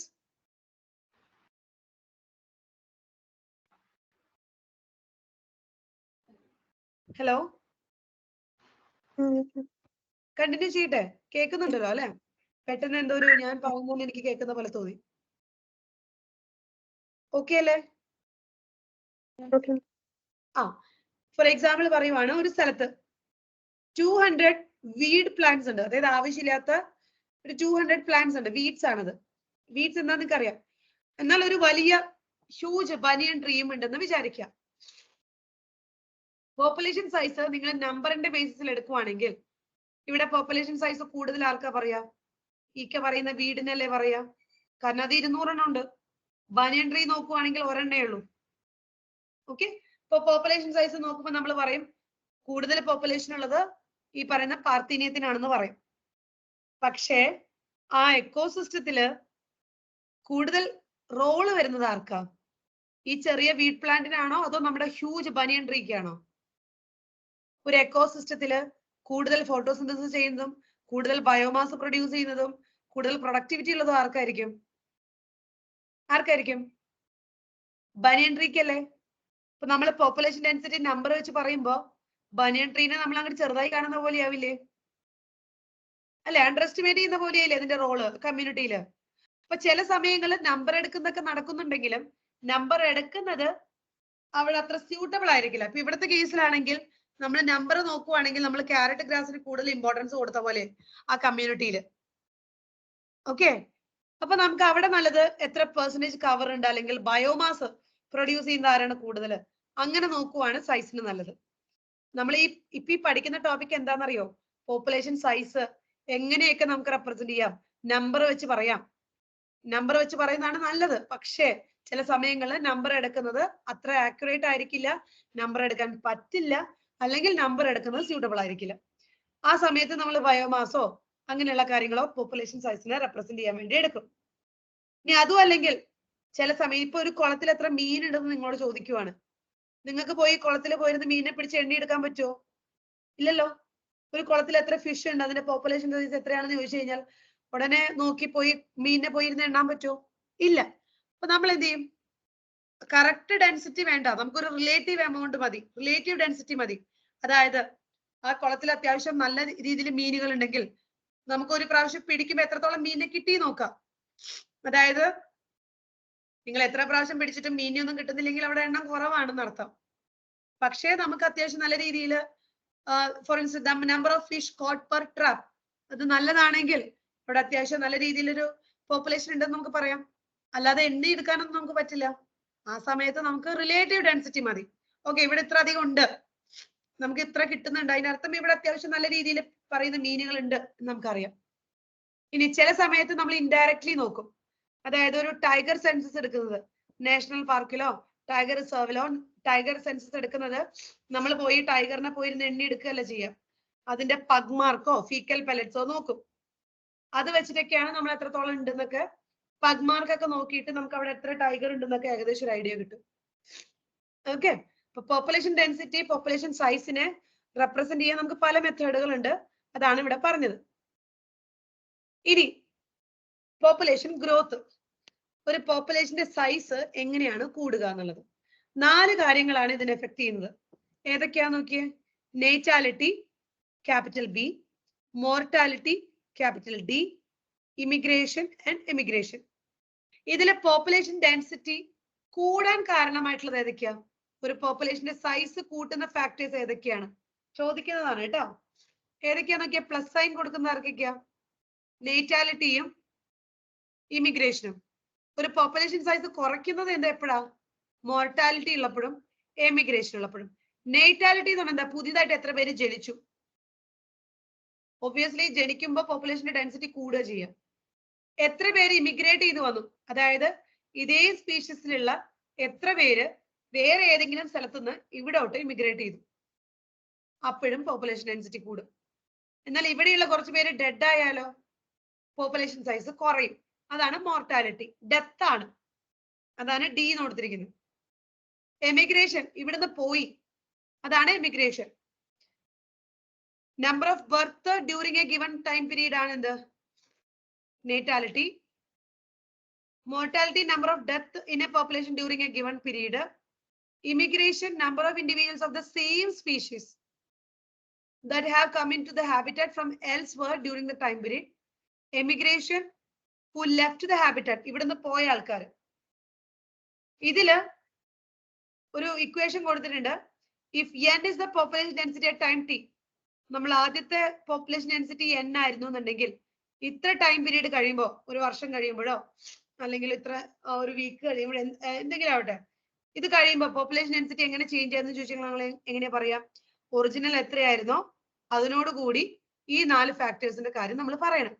ഇതില് ബർത്തും ഇമിഗ്രേഷനും ഡെത്ത് എമിഗ്രേഷനേക്കാളും കൂടുതലാണെങ്കിൽ ഡെഫിനറ്റ്ലി ഈ പോപ്പുലേഷൻ എന്ത് ചെയ്യുവാണ്? B plus I D plus സിനേക്കാളും കൂടുതലാണെങ്കിൽ പോപ്പുലേഷൻ സൈസിന് എന്താ പറ്റുന്നത്? കൂടുകയാണോ കുറയുകയാണോ? ബർത്തും ഇമിഗ്രേഷനും കൂടുതലാണെങ്കിൽ പോപ്പുലേഷൻ സൈസിന് എന്ത് പറ്റുന്നു പറയൂ. Immigration I B plus I, അപ്പൊ പോപ്പുലേഷൻ കൂടും. പോപ്പുലേഷൻ കൂടും. ശരിയല്ലേ? അത്രേ ഉള്ളൂ. ഇതാണ് നിങ്ങളോട് അത് ചോദിക്കാൻ പോകുന്നത്. ആ ഇക്വേഷൻ ഒന്ന് നോക്കി വെച്ചോ. ഓക്കെ, അടുത്തത് ഗ്രോത്ത് മോഡൽസ് കേട്ടോ. ഗ്രോത്ത് മോഡൽസ് എന്ന് പറഞ്ഞു കഴിഞ്ഞാല് ഒരു പോപ്പുലേഷന്റെ ഗ്രോത്തിന് ഒരു ഡെഫിനറ്റ് പാറ്റേൺ ഉണ്ടോ എന്ന് പഠിക്കുകയാണ്. ഒരു പോപ്പുലേഷൻ സൈസ് ഇൻക്രീസ് ചെയ്യുന്നത് എങ്ങനെയാണെന്ന് പഠിക്കുകയാണ്. അപ്പൊ 2 സജഷൻസ് ആണ്. ഒന്നുകിൽ എക്സ്പോണൻഷ്യൽ ആയിട്ട് അല്ലെങ്കിൽ ലോജിസ്റ്റിക് ആയിട്ട്. കണ്ടോ? 2 രീതിയിലുള്ള പോപ്പുലേഷൻ ഗ്രോത്ത് ആണ് നമ്മൾ നോക്കുന്നത്, എക്സ്പോണൻഷ്യലും ലോജിസ്റ്റിക്കും. ഇപ്പൊ നിങ്ങൾ പ്ലാൻ ഗ്രോത്തിൽ നമ്മൾ പഠിച്ചില്ലേ എന്താണ്? അരിത്മെറ്റിക്കും ജോമെട്രിക്കും എന്ന് പറഞ്ഞ് ജോമെട്രിക്കും പഠിച്ചില്ലേ? അതേപോലെ തന്നെ ഇവിടെ എക്സ്പോണൻഷ്യലും ലോജിസ്റ്റിക്കും. റിയലിസ്റ്റിക് ആയിട്ടുള്ളത് ലോജിസ്റ്റിക് ആണ്. ഇതും വേറൊരു മോഡല് പറയുവാണ്. ഇവിടുത്തെ പ്രത്യേകത എന്താണെന്നറിയോ? ഇവിടെ റിസോഴ്സസ് അൺലിമിറ്റഡ് ആണ്. അതായത് ഒരു ഏരിയ, ഒരു ഹാബിറ്റാറ്റ് എന്ന് പറഞ്ഞാൽ വേർ ഡു വി ലീവ് അല്ലെ? ഒരു എക്കോസിസ്റ്റത്തില് റിസോഴ്സുകൾ അൺലിമിറ്റഡ് ആണ്.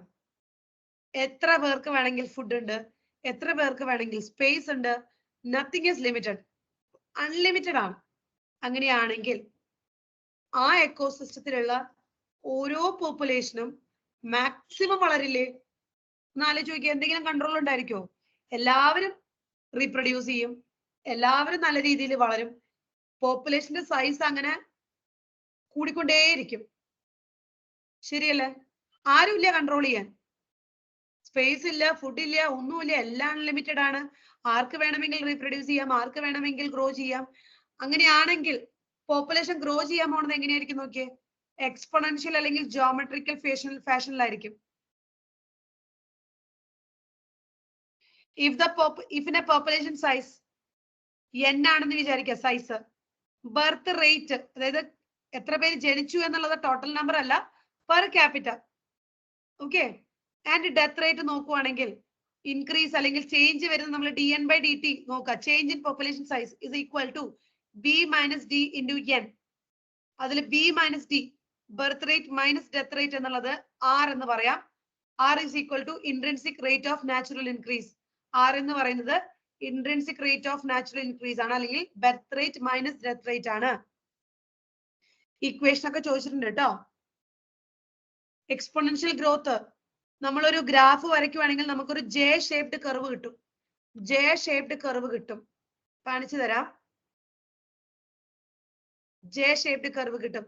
ഇതേ ഇക്വേഷന് തന്നെ ഇന്റഗ്രൽ ഫോം ചോദിക്കാൻ വേണമെങ്കിൽ, നേരത്തെ dn/dt ആണ് പറഞ്ഞത്, ഇനി ഇന്റഗ്രൽ ഫോമിലോട്ട് പറയുവാണെങ്കിൽ nt is equal to n0 e raised to rt. nt is equal to n0 e raised to rt. nt population density after time t, മറ്റേത് 0 ഉള്ളത് r intrinsic rate of natural increase. e എന്താണെന്ന് ചോദിച്ചിട്ടുണ്ട് ഒരു വർഷം. what is e എന്ന് ചോദിച്ചിട്ടുണ്ട്. what is e? It's a base of natural logarithm 2.71828. base of natural logarithm. Exponential growth ഇതാ ഇങ്ങനെ ഇരിക്കും. ടൈമും പോപ്പുലേഷൻ ഡെൻസിറ്റി നോക്കുവാണെങ്കിൽ തുടക്കം മുതൽ അവസാനം വരെ അങ്ങോട്ട് വളർന്നുകൊണ്ടേ ഇരിക്കുവാണ് പോപ്പുലേഷന്റെ സൈസ്. കണ്ടോ, ഒരു ജെ ഷേപ്ഡ് കർവ് കിട്ടുവാണ്. എക്സ്പോണൻഷ്യൽ ആയിട്ട് അല്ലെങ്കിൽ ജോമെട്രിക് ആയിട്ട് ആ പോപ്പുലേഷൻ സൈസ് കൂടുവാണ്. കൺട്രോൾ ചെയ്യാൻ ആരുമില്ല. ക്ലിയർ ആണോ? അപ്പൊ എക്സ്പോണൻഷ്യൽ ഗ്രോത്ത് മോഡൽ എന്ന് പറയുന്നതിന്റെ അസംഷൻ എന്താണ്? റിസോഴ്സസ് അൺലിമിറ്റഡ് ആണ്.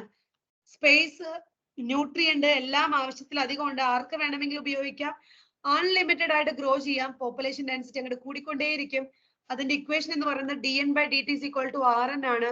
where r is equal to b minus d, small b minus small d. ഇതിന്റെ ഇന്റഗ്രൽ ഫോം ആണ് നമ്മൾ പറഞ്ഞത് nt is equal to n0 e raised to rt. ഇനി ലോജിസ്റ്റിക് ഗ്രോത്ത് എന്ന് പറയുന്നത് കുറച്ചും കൂടി റിയലിസ്റ്റിക് ആയിട്ടുള്ള സംഭവം. അതായത് റിസോഴ്സസ് ലിമിറ്റഡ് ആണ്. അപ്പൊ ഞാനൊരു ചെറിയ എക്സാമ്പിൾ പറയണം. നിങ്ങളുടെ ക്ലാസ്സിൽ എത്ര ബെഞ്ച് ഉണ്ടോ അവിടെ എത്ര പേർക്ക് ഇരിക്കാൻ പറ്റുമോ അതിനനുസരിച്ചിട്ടല്ലേ നിങ്ങൾക്ക് സ്റ്റുഡൻസിനെ അവിടെ അക്കോമഡേറ്റ് ചെയ്യാൻ പറ്റുള്ളൂ.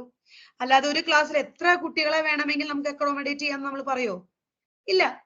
ആ പർട്ടിക്കുലർ ക്ലാസ് റൂമിന് ഒരു പർട്ടിക്കുലർ അക്കോമഡേറ്റ് ചെയ്യാനുള്ള കപ്പാസിറ്റി ഉണ്ട്. അത്ര പേർക്കേ അവിടെ നിർക്കാൻ പറ്റുള്ളൂ. അതേപോലെ തന്നെയാണ് എക്കോസിസ്റ്റത്തിന്റെ കാര്യം, ഹാബിറ്റാറ്റിന്റെ കാര്യം.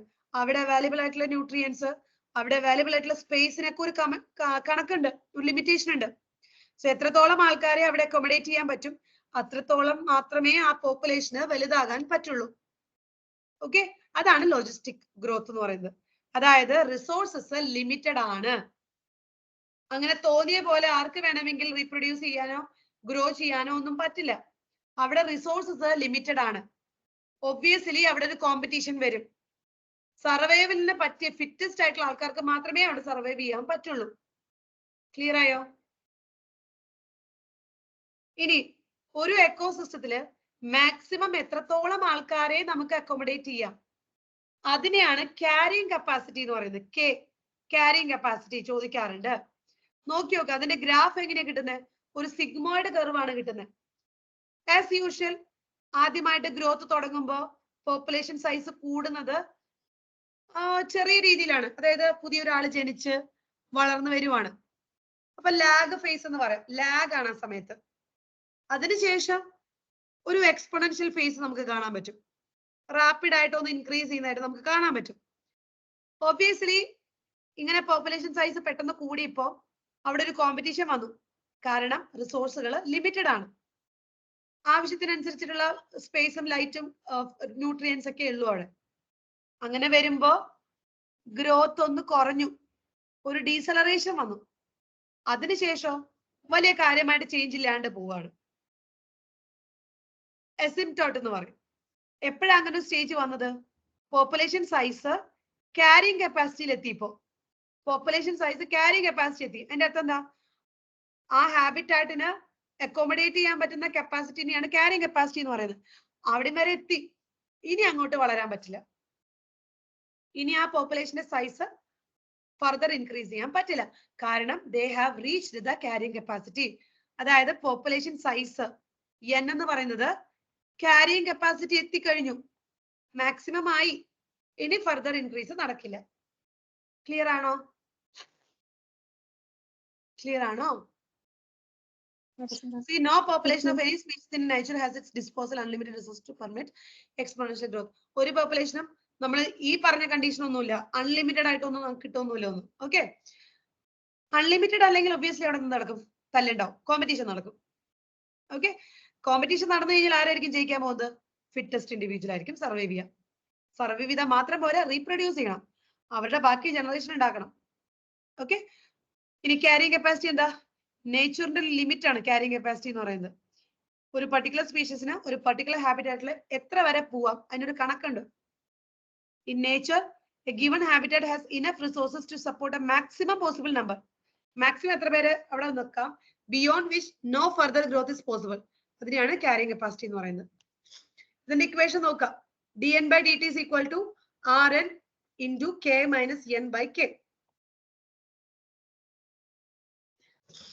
അല്ലെങ്കിൽ 1 മൈനസ് n by k എന്നും പറയാം ഇക്വേഷൻ. ഓക്കെ, ഈ ഇക്വേഷൻ പഠിക്കാം. ഫേസുകൾ ഏതൊക്കെയാ?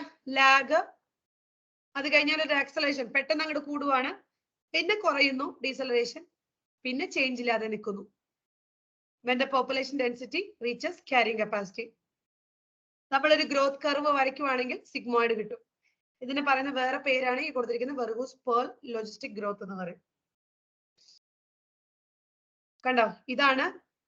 ഒബ്വിയസ്ലി നമുക്കറിയാം അനിമൽ പോപ്പുലേഷൻസിലൊക്കെ ഇതൊക്കെ ലിമിറ്റഡ് ആയിരിക്കില്ല എന്ന്. അതുകൊണ്ട് തന്നെ എന്താണ്, ലോജിസ്റ്റിക് ഗ്രോത്ത് ആണ് considered A more realistic one. Okay, ഇനി അടുത്ത വളരെയധികം വെയിറ്റേജ് ഉള്ള ഒരു പോർഷൻ ആണ് പോപ്പുലേഷൻ ഇന്ററാക്ഷൻസ്. രണ്ട് വേറെ വേറെ സ്പീഷീസുകൾ തമ്മിൽ എങ്ങനെയൊക്കെ, വേറെ വേറെ പോപ്പുലേഷനുകൾ തമ്മിൽ എങ്ങനെയൊക്കെ ഇന്ററാക്ട് ചെയ്യുന്നു.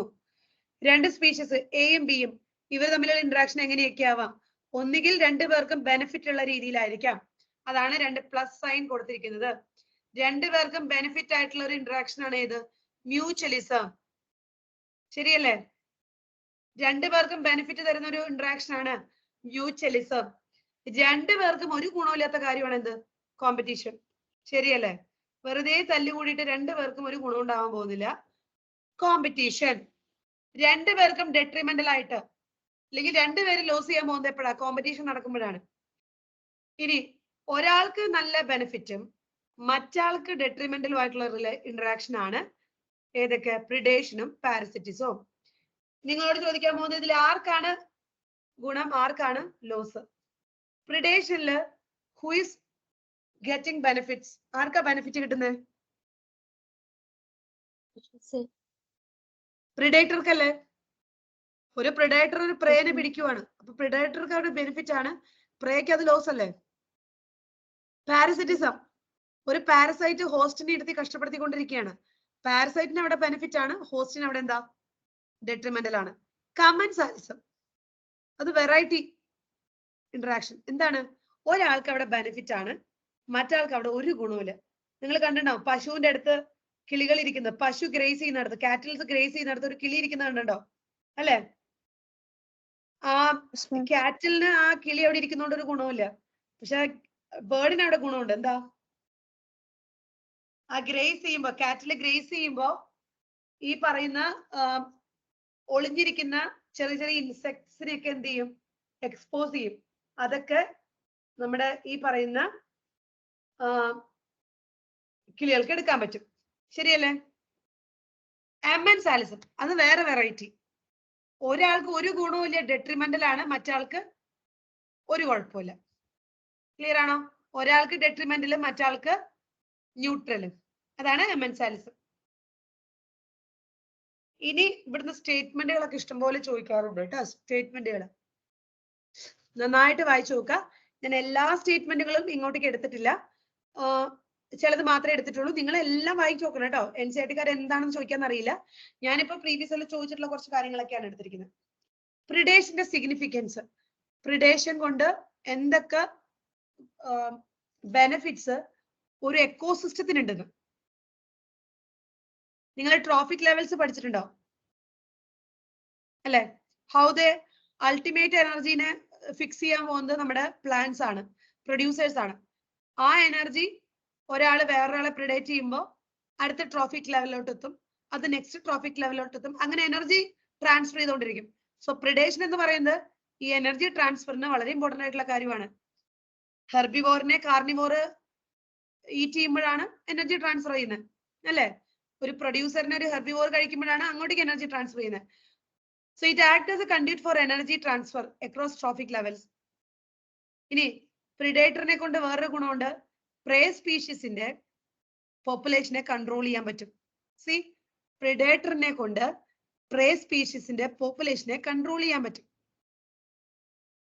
ഫോർ എക്സാമ്പിൾ, അതിന്റെ ഒരു എക്സാമ്പിൾ അവർ പറയുന്നുണ്ട്. ഒരു എന്താണ് അവിടെ ഒരു പ്ലാന്റിന്റെ കേസ് പറയുന്നുണ്ട്. ഇതാ പ്രിക്ലി പെയർ കാക്ടസ്, ഈ ഒരു പ്ലാന്റ് ഓക്കെ, ഇതിനെ ഓസ്ട്രേലിയയിലോട്ട് ഇൻട്രൊഡ്യൂസ് ചെയ്തു. അത് അവിടുത്തെ ആളായിരുന്നില്ല, അങ്ങോട്ടേക്ക് ഇൻട്രൊഡ്യൂസ് ചെയ്തു. ഇൻട്രൊഡ്യൂസ് ചെയ്തപ്പോ ഒബ്വിയസ്ലി അതിനെ ഫീഡ് ചെയ്യാനുള്ള അല്ലെങ്കിൽ അതിനെ പ്രിഡേറ്റ് ചെയ്യാനുള്ള ആരും അവിടെ ഇല്ല. അതുകൊണ്ട് തന്നെ അത് വല്ലാണ്ട് അങ്ങോട്ട് കയറി സ്പ്രെഡ് ആവാൻ തുടങ്ങി. Okay, prickly pear cactus introduce in to Australia. അതെന്ത് ചെയ്തു, വല്ലാണ്ട് അങ്ങോട്ട് സ്പ്രെഡ് ചെയ്യാൻ തുടങ്ങി. കാരണം അതിനെ കൺട്രോൾ ചെയ്യാൻ അതിന്റെ പ്രിഡേറ്റർ അവിടെ ഇല്ല. ഇതിനെ വേറെ ഒരു സ്ഥലത്ത് നിന്ന് ഇവിടേക്ക് കൊണ്ടുവന്നതാണ്. അവസാനം ഇതിനെ കൺട്രോൾ ചെയ്യാൻ ആരെ കൊണ്ടുവരേണ്ടി വരുന്നു എന്നാ പറഞ്ഞേ? ഒരു കാക്ടസ് ഫീഡിങ് പ്രിഡേറ്ററിനെ, ഒരു മോത്തിനെ അടുത്തേക്ക് കൊണ്ടുവരേണ്ടി വന്നു. മനസ്സിലായോ? അതായത് ഒരു പ്രിഡേറ്ററിന്റെ ആബ്സെൻസിൽ ഒരു പ്രേയുടെ പോപ്പുലേഷൻ വല്ലാണ്ട് അങ്ങോട്ട് കയറി കൂടാം. അതിന് എക്സാമ്പിൾ ആണ് പ്രിക്ലി പെയർ കാക്ടസിന്റെ. അതിനെ വേറെ സ്ഥലത്തോട്ട് ഇൻട്രൊഡ്യൂസ് ചെയ്തു. അതിനെ കൺട്രോൾ ചെയ്യാൻ അതിന്റെ പ്രിഡേറ്റർ അവിടെ ഇല്ല എന്ന് കണ്ടപ്പോൾ അതെന്ത് ചെയ്തു, നിരത്തി പിടിച്ച് അങ്ങോട്ട് സ്പ്രെഡ് ചെയ്യാൻ തുടങ്ങി. അവസാനം അതിനെ കൺട്രോൾ ചെയ്യാൻ വേണ്ടിയിട്ട് അവിടേക്ക് ഒരു മോത്തിനെ ഇൻട്രൊഡ്യൂസ് ചെയ്യേണ്ടി വന്നു. Biological control methods adapted in agricultural pest control are based on the ability of the predator to prey on to feed on the prey.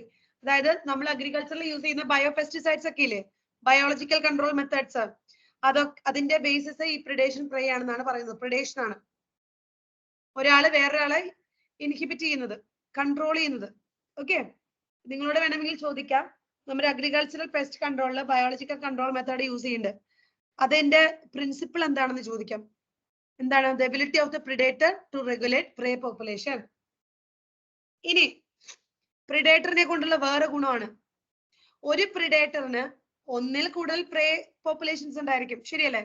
ഇപ്പൊ ഒരു ടൈഗർ മാനിനെ മാത്രമേ കഴിക്കുള്ളൂ എന്ന് നമുക്ക് പറയാൻ പറ്റില്ല. ഒരു പ്രിഡേറ്ററിന് ഇഷ്ടംപോലെ പ്രേ സ്പീഷീസുകൾ ഉണ്ടായിരിക്കും. ഓക്കെ, അപ്പൊ അങ്ങനെ എങ്ങനെയാണ് ഈ പ്രേ സ്പീഷീസുകളെ അവര് കോർഡിനേറ്റ് ചെയ്ത് കൊണ്ടുപോകണമെന്ന് നോക്കാം. പ്രിഡേറ്റർ കേട്ടോ, ഒരു എക്സ്പെരിമെന്റ് പറയുന്നുണ്ട്. ഒരു ഇന്റർടൈഡൽ കമ്മ്യൂണിറ്റിന്ന്, ഓക്കെ ഞാൻ അതിന്റെ എസൻസ് പറയാം. ഒരു സ്റ്റാർ ഫിഷ്, അതിന്റെ പേരൊക്കെ കൊടുത്തിട്ടുണ്ട്. ദാ ഒരു സ്റ്റാർ ഫിഷ് ഒരു പെർട്ടിക്കുലർ ഏരിയയില് ഒരു സ്റ്റാർ ഫിഷ് പ്രിഡേറ്റർ ആണ്. ഓക്കെ, ആ സ്റ്റാർ ഫിഷ് അവിടെ ഫീഡ് ചെയ്യുന്ന ഒരുപാട് പ്രേ പോപ്പുലേഷൻ ഉണ്ട്. ക്ലിയർ? ഒരു സ്റ്റാർ ഫിഷ് ആണ് നമ്മുടെ എക്സ്പെരിമെന്റിലെ പ്രിഡേറ്റർ. ആ പ്രിഡേറ്ററിന് വേണ്ട ഒരുപാട് എന്താണ് ഇൻവെർട്ടിബ്രേറ്റ്സ്, കുഞ്ഞു കുഞ്ഞു ഓർഗാനിസംസ് അവിടെ ഉണ്ട്. എക്സ്പെരിമെന്റ് ഭാഗമായിട്ട് നമ്മൾ ഈ സ്റ്റാർ ഫിഷിനെ അവിടെ നിന്ന് മാറ്റി, പ്രിഡേറ്ററിനെ ഒന്ന് മാറ്റി നിർത്തി. എന്താ ഉണ്ടായെന്നറിയോ? More than 10 species of invertebrates became extinct within a year because of the interspecific competition. Predator prey സ്പീഷീസുകൾ തമ്മിലുള്ള കോമ്പറ്റീഷനെ കുറയ്ക്കാൻ നല്ലതാണ്. Predator help in maintaining species diversity in a community by reducing the intensity of competition among the competing prey species. In the rocky intertidal communities of the American Pacific coast, starfish disaster is an important predator. In a field experiment, when all the starfish were removed from an enclosed intertidal area, more than 10 species of invertebrates became extinct within a year because of the interspecific competition. Starfish അവിടെ ഇല്ലാതായപ്പോൾ എല്ലാ പ്രേ സ്പീഷീസും maximum അങ്ങോട്ട് വലുതാവാൻ തുടങ്ങി.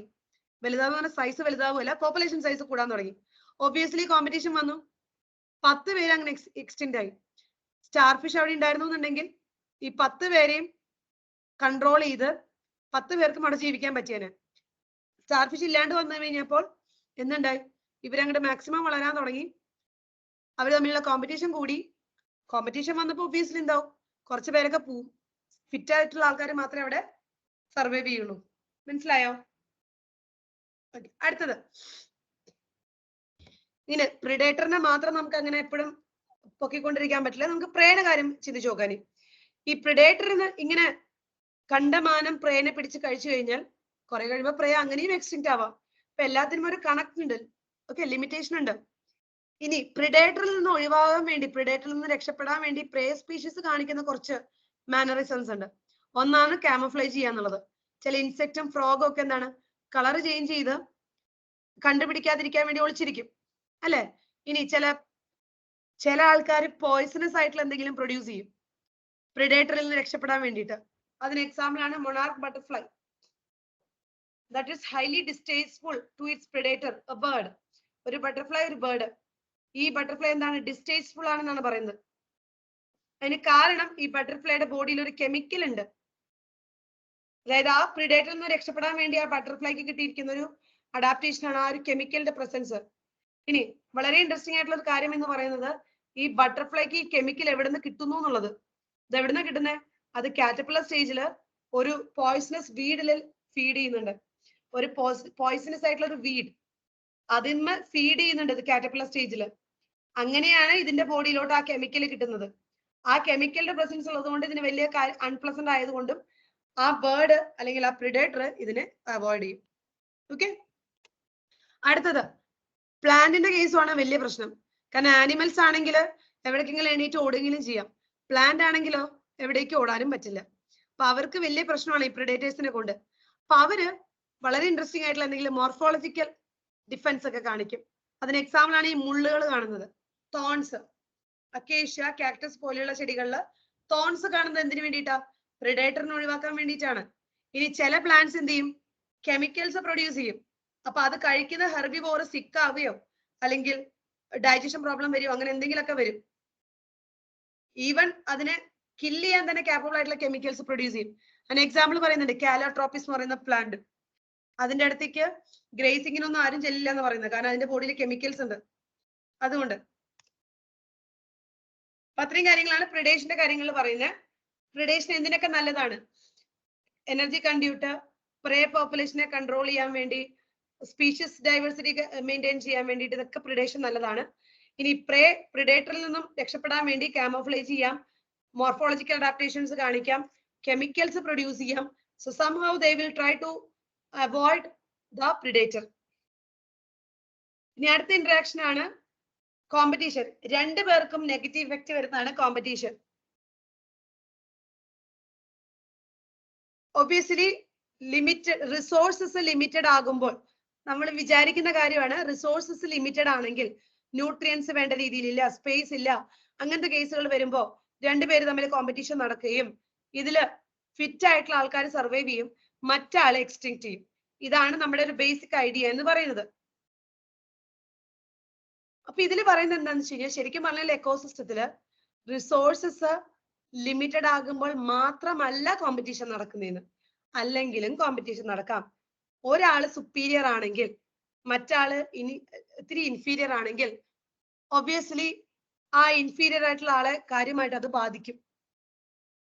അതിനെയാണ് interference competition എന്ന് പറയുന്നത്. Interference competition എന്താ നോക്കാം. The feeding efficiency of one species might be reduced due to the interfering and inhibitory presence of the other species, even if resources are abundant. നമ്മൾ സാധാരണ പറയാ റിസോഴ്സസ് ലിമിറ്റഡ് ആകുമ്പോഴാണ് competition നടക്കുക എന്നാണ്. പക്ഷെ അങ്ങനെയല്ല എന്ന്. കോമ്പറ്റീഷൻ റിസോഴ്സസ് ഒക്കെ ഉണ്ടെങ്കിലും ചിലപ്പോൾ അവിടെ ഒരു പ്രശ്നം സംഭവിക്കാം. അതിന് കാരണം ഒരാളുടെ പ്രസൻസിൽ മറ്റാൾ ഒന്ന് ഡിമ്മായി പോകുന്നതാണ്. So അതുകൊണ്ട് തന്നെ competition is best defined as the process in which the fitness of one species is significantly lower in the presence of another species. ഇനി അടുത്തൊരു സ്റ്റേറ്റ്മെന്റ് ഇവിടെ പഠിക്കാനുള്ളതാണ്, കോമ്പറ്റേറ്റീവ് എക്സ്ക്ലൂഷൻ എന്താണ്? കോമ്പറ്റേറ്റീവ് എക്സ്ക്ലൂഷൻ ഇതെന്താണെന്ന് പഠിക്കണം. കോമ്പറ്റേറ്റീവ് എക്സ്ക്ലൂഷൻ കൊണ്ടുവന്നത് ആരാന്നറിയോ? ഗോസ് പ്രിൻസിപ്പിൾ ആയിട്ടാണ് പറയുന്നത്. ഗോസ് കോമ്പറ്റേറ്റീവ് എക്സ്ക്ലൂഷൻ പ്രിൻസിപ്പിൾ ഇതെന്താണ് പറയുന്നത്? ഈ ഒരു തിയറിയിൽ എന്താണെന്ന് പറയുന്നത്? അത് എന്താണെന്ന് ചോദിക്കാറുണ്ട് കേട്ടോ.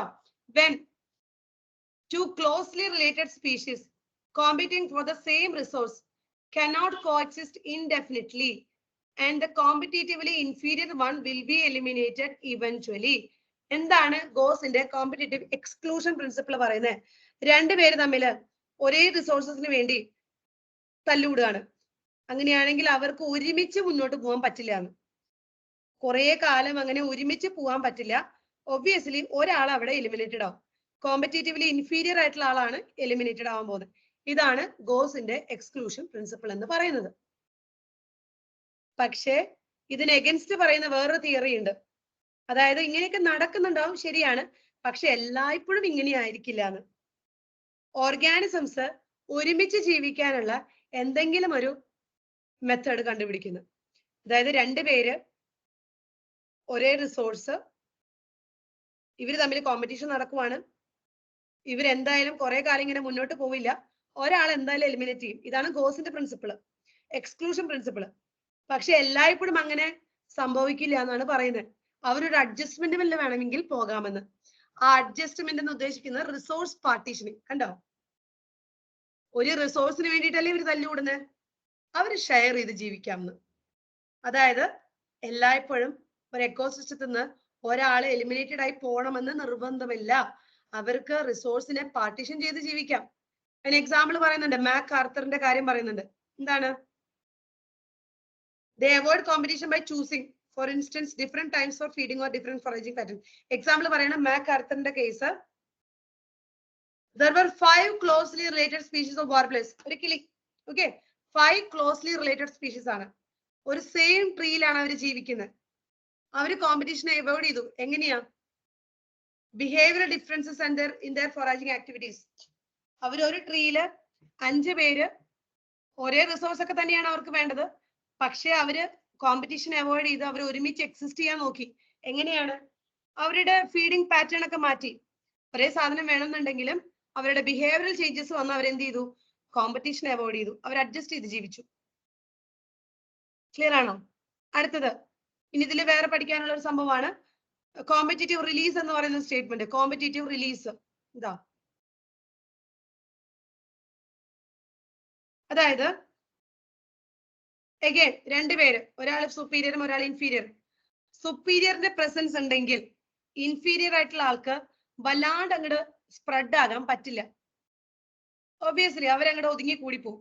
സുപ്പീരിയർ ആയിട്ടുള്ള ഒരാൾ വരുന്ന പ്രസൻസിൽ ഇൻഫീരിയർ ആയിട്ടുള്ള ആള് ഒന്ന് ഒതുങ്ങിക്കൂടും. അവരുടെ ഡിസ്ട്രിബ്യൂഷൻ അത്ര വൈഡ് ആയിരിക്കില്ല, അവർ റെസ്ട്രിക്റ്റഡ് ആയിരിക്കും. എന്നാൽ നമ്മൾ ഈ സുപ്പീരിയർ ആയിട്ടുള്ള ആളെ അവിടെ നിന്ന് മാറ്റി നോക്കിയേ, ഇൻഫീരിയർ ആയിട്ടുള്ള ആൾ അങ്ങോട്ട് എക്സ്പാൻഡ് ചെയ്യാൻ തുടങ്ങും. അതിനെയാണ് കോമ്പറ്റേറ്റീവ് റിലീസ് എന്ന് പറയുന്നത്. A species whose distribution is restricted to a small geographical area because of the presence of competitively superior species is found to expand its distributional range dramatically when the competing species is experimentally removed. അതിനൊരു example experiment പറയുന്നുണ്ട്, കണൽസ് elegant experiment. ഒരു ബർണക്കിൾ, ഒരു ചെറിയ arthropod ടൈപ്പിൽ വരുന്ന organisms ആണ് ബർണക്കിൾ. രണ്ടെണ്ണത്തിന്റെ പേര് പറഞ്ഞിട്ടുണ്ട്. ഇതില് ഡോമിനേറ്റ് ചെയ്തിരുന്നത് ബലാനസ് എന്ന് പറയുന്നതാണ് ഡോമിനേറ്റ് ചെയ്തിരുന്നത്. അതുള്ളത് കൊണ്ട് തന്നെ കാത്തമാലസ് എന്ന് പറയുന്ന ഒരാളെ അവിടെ നിന്ന് eliminate ചെയ്തിരിക്കുകയായിരുന്നു. Okay,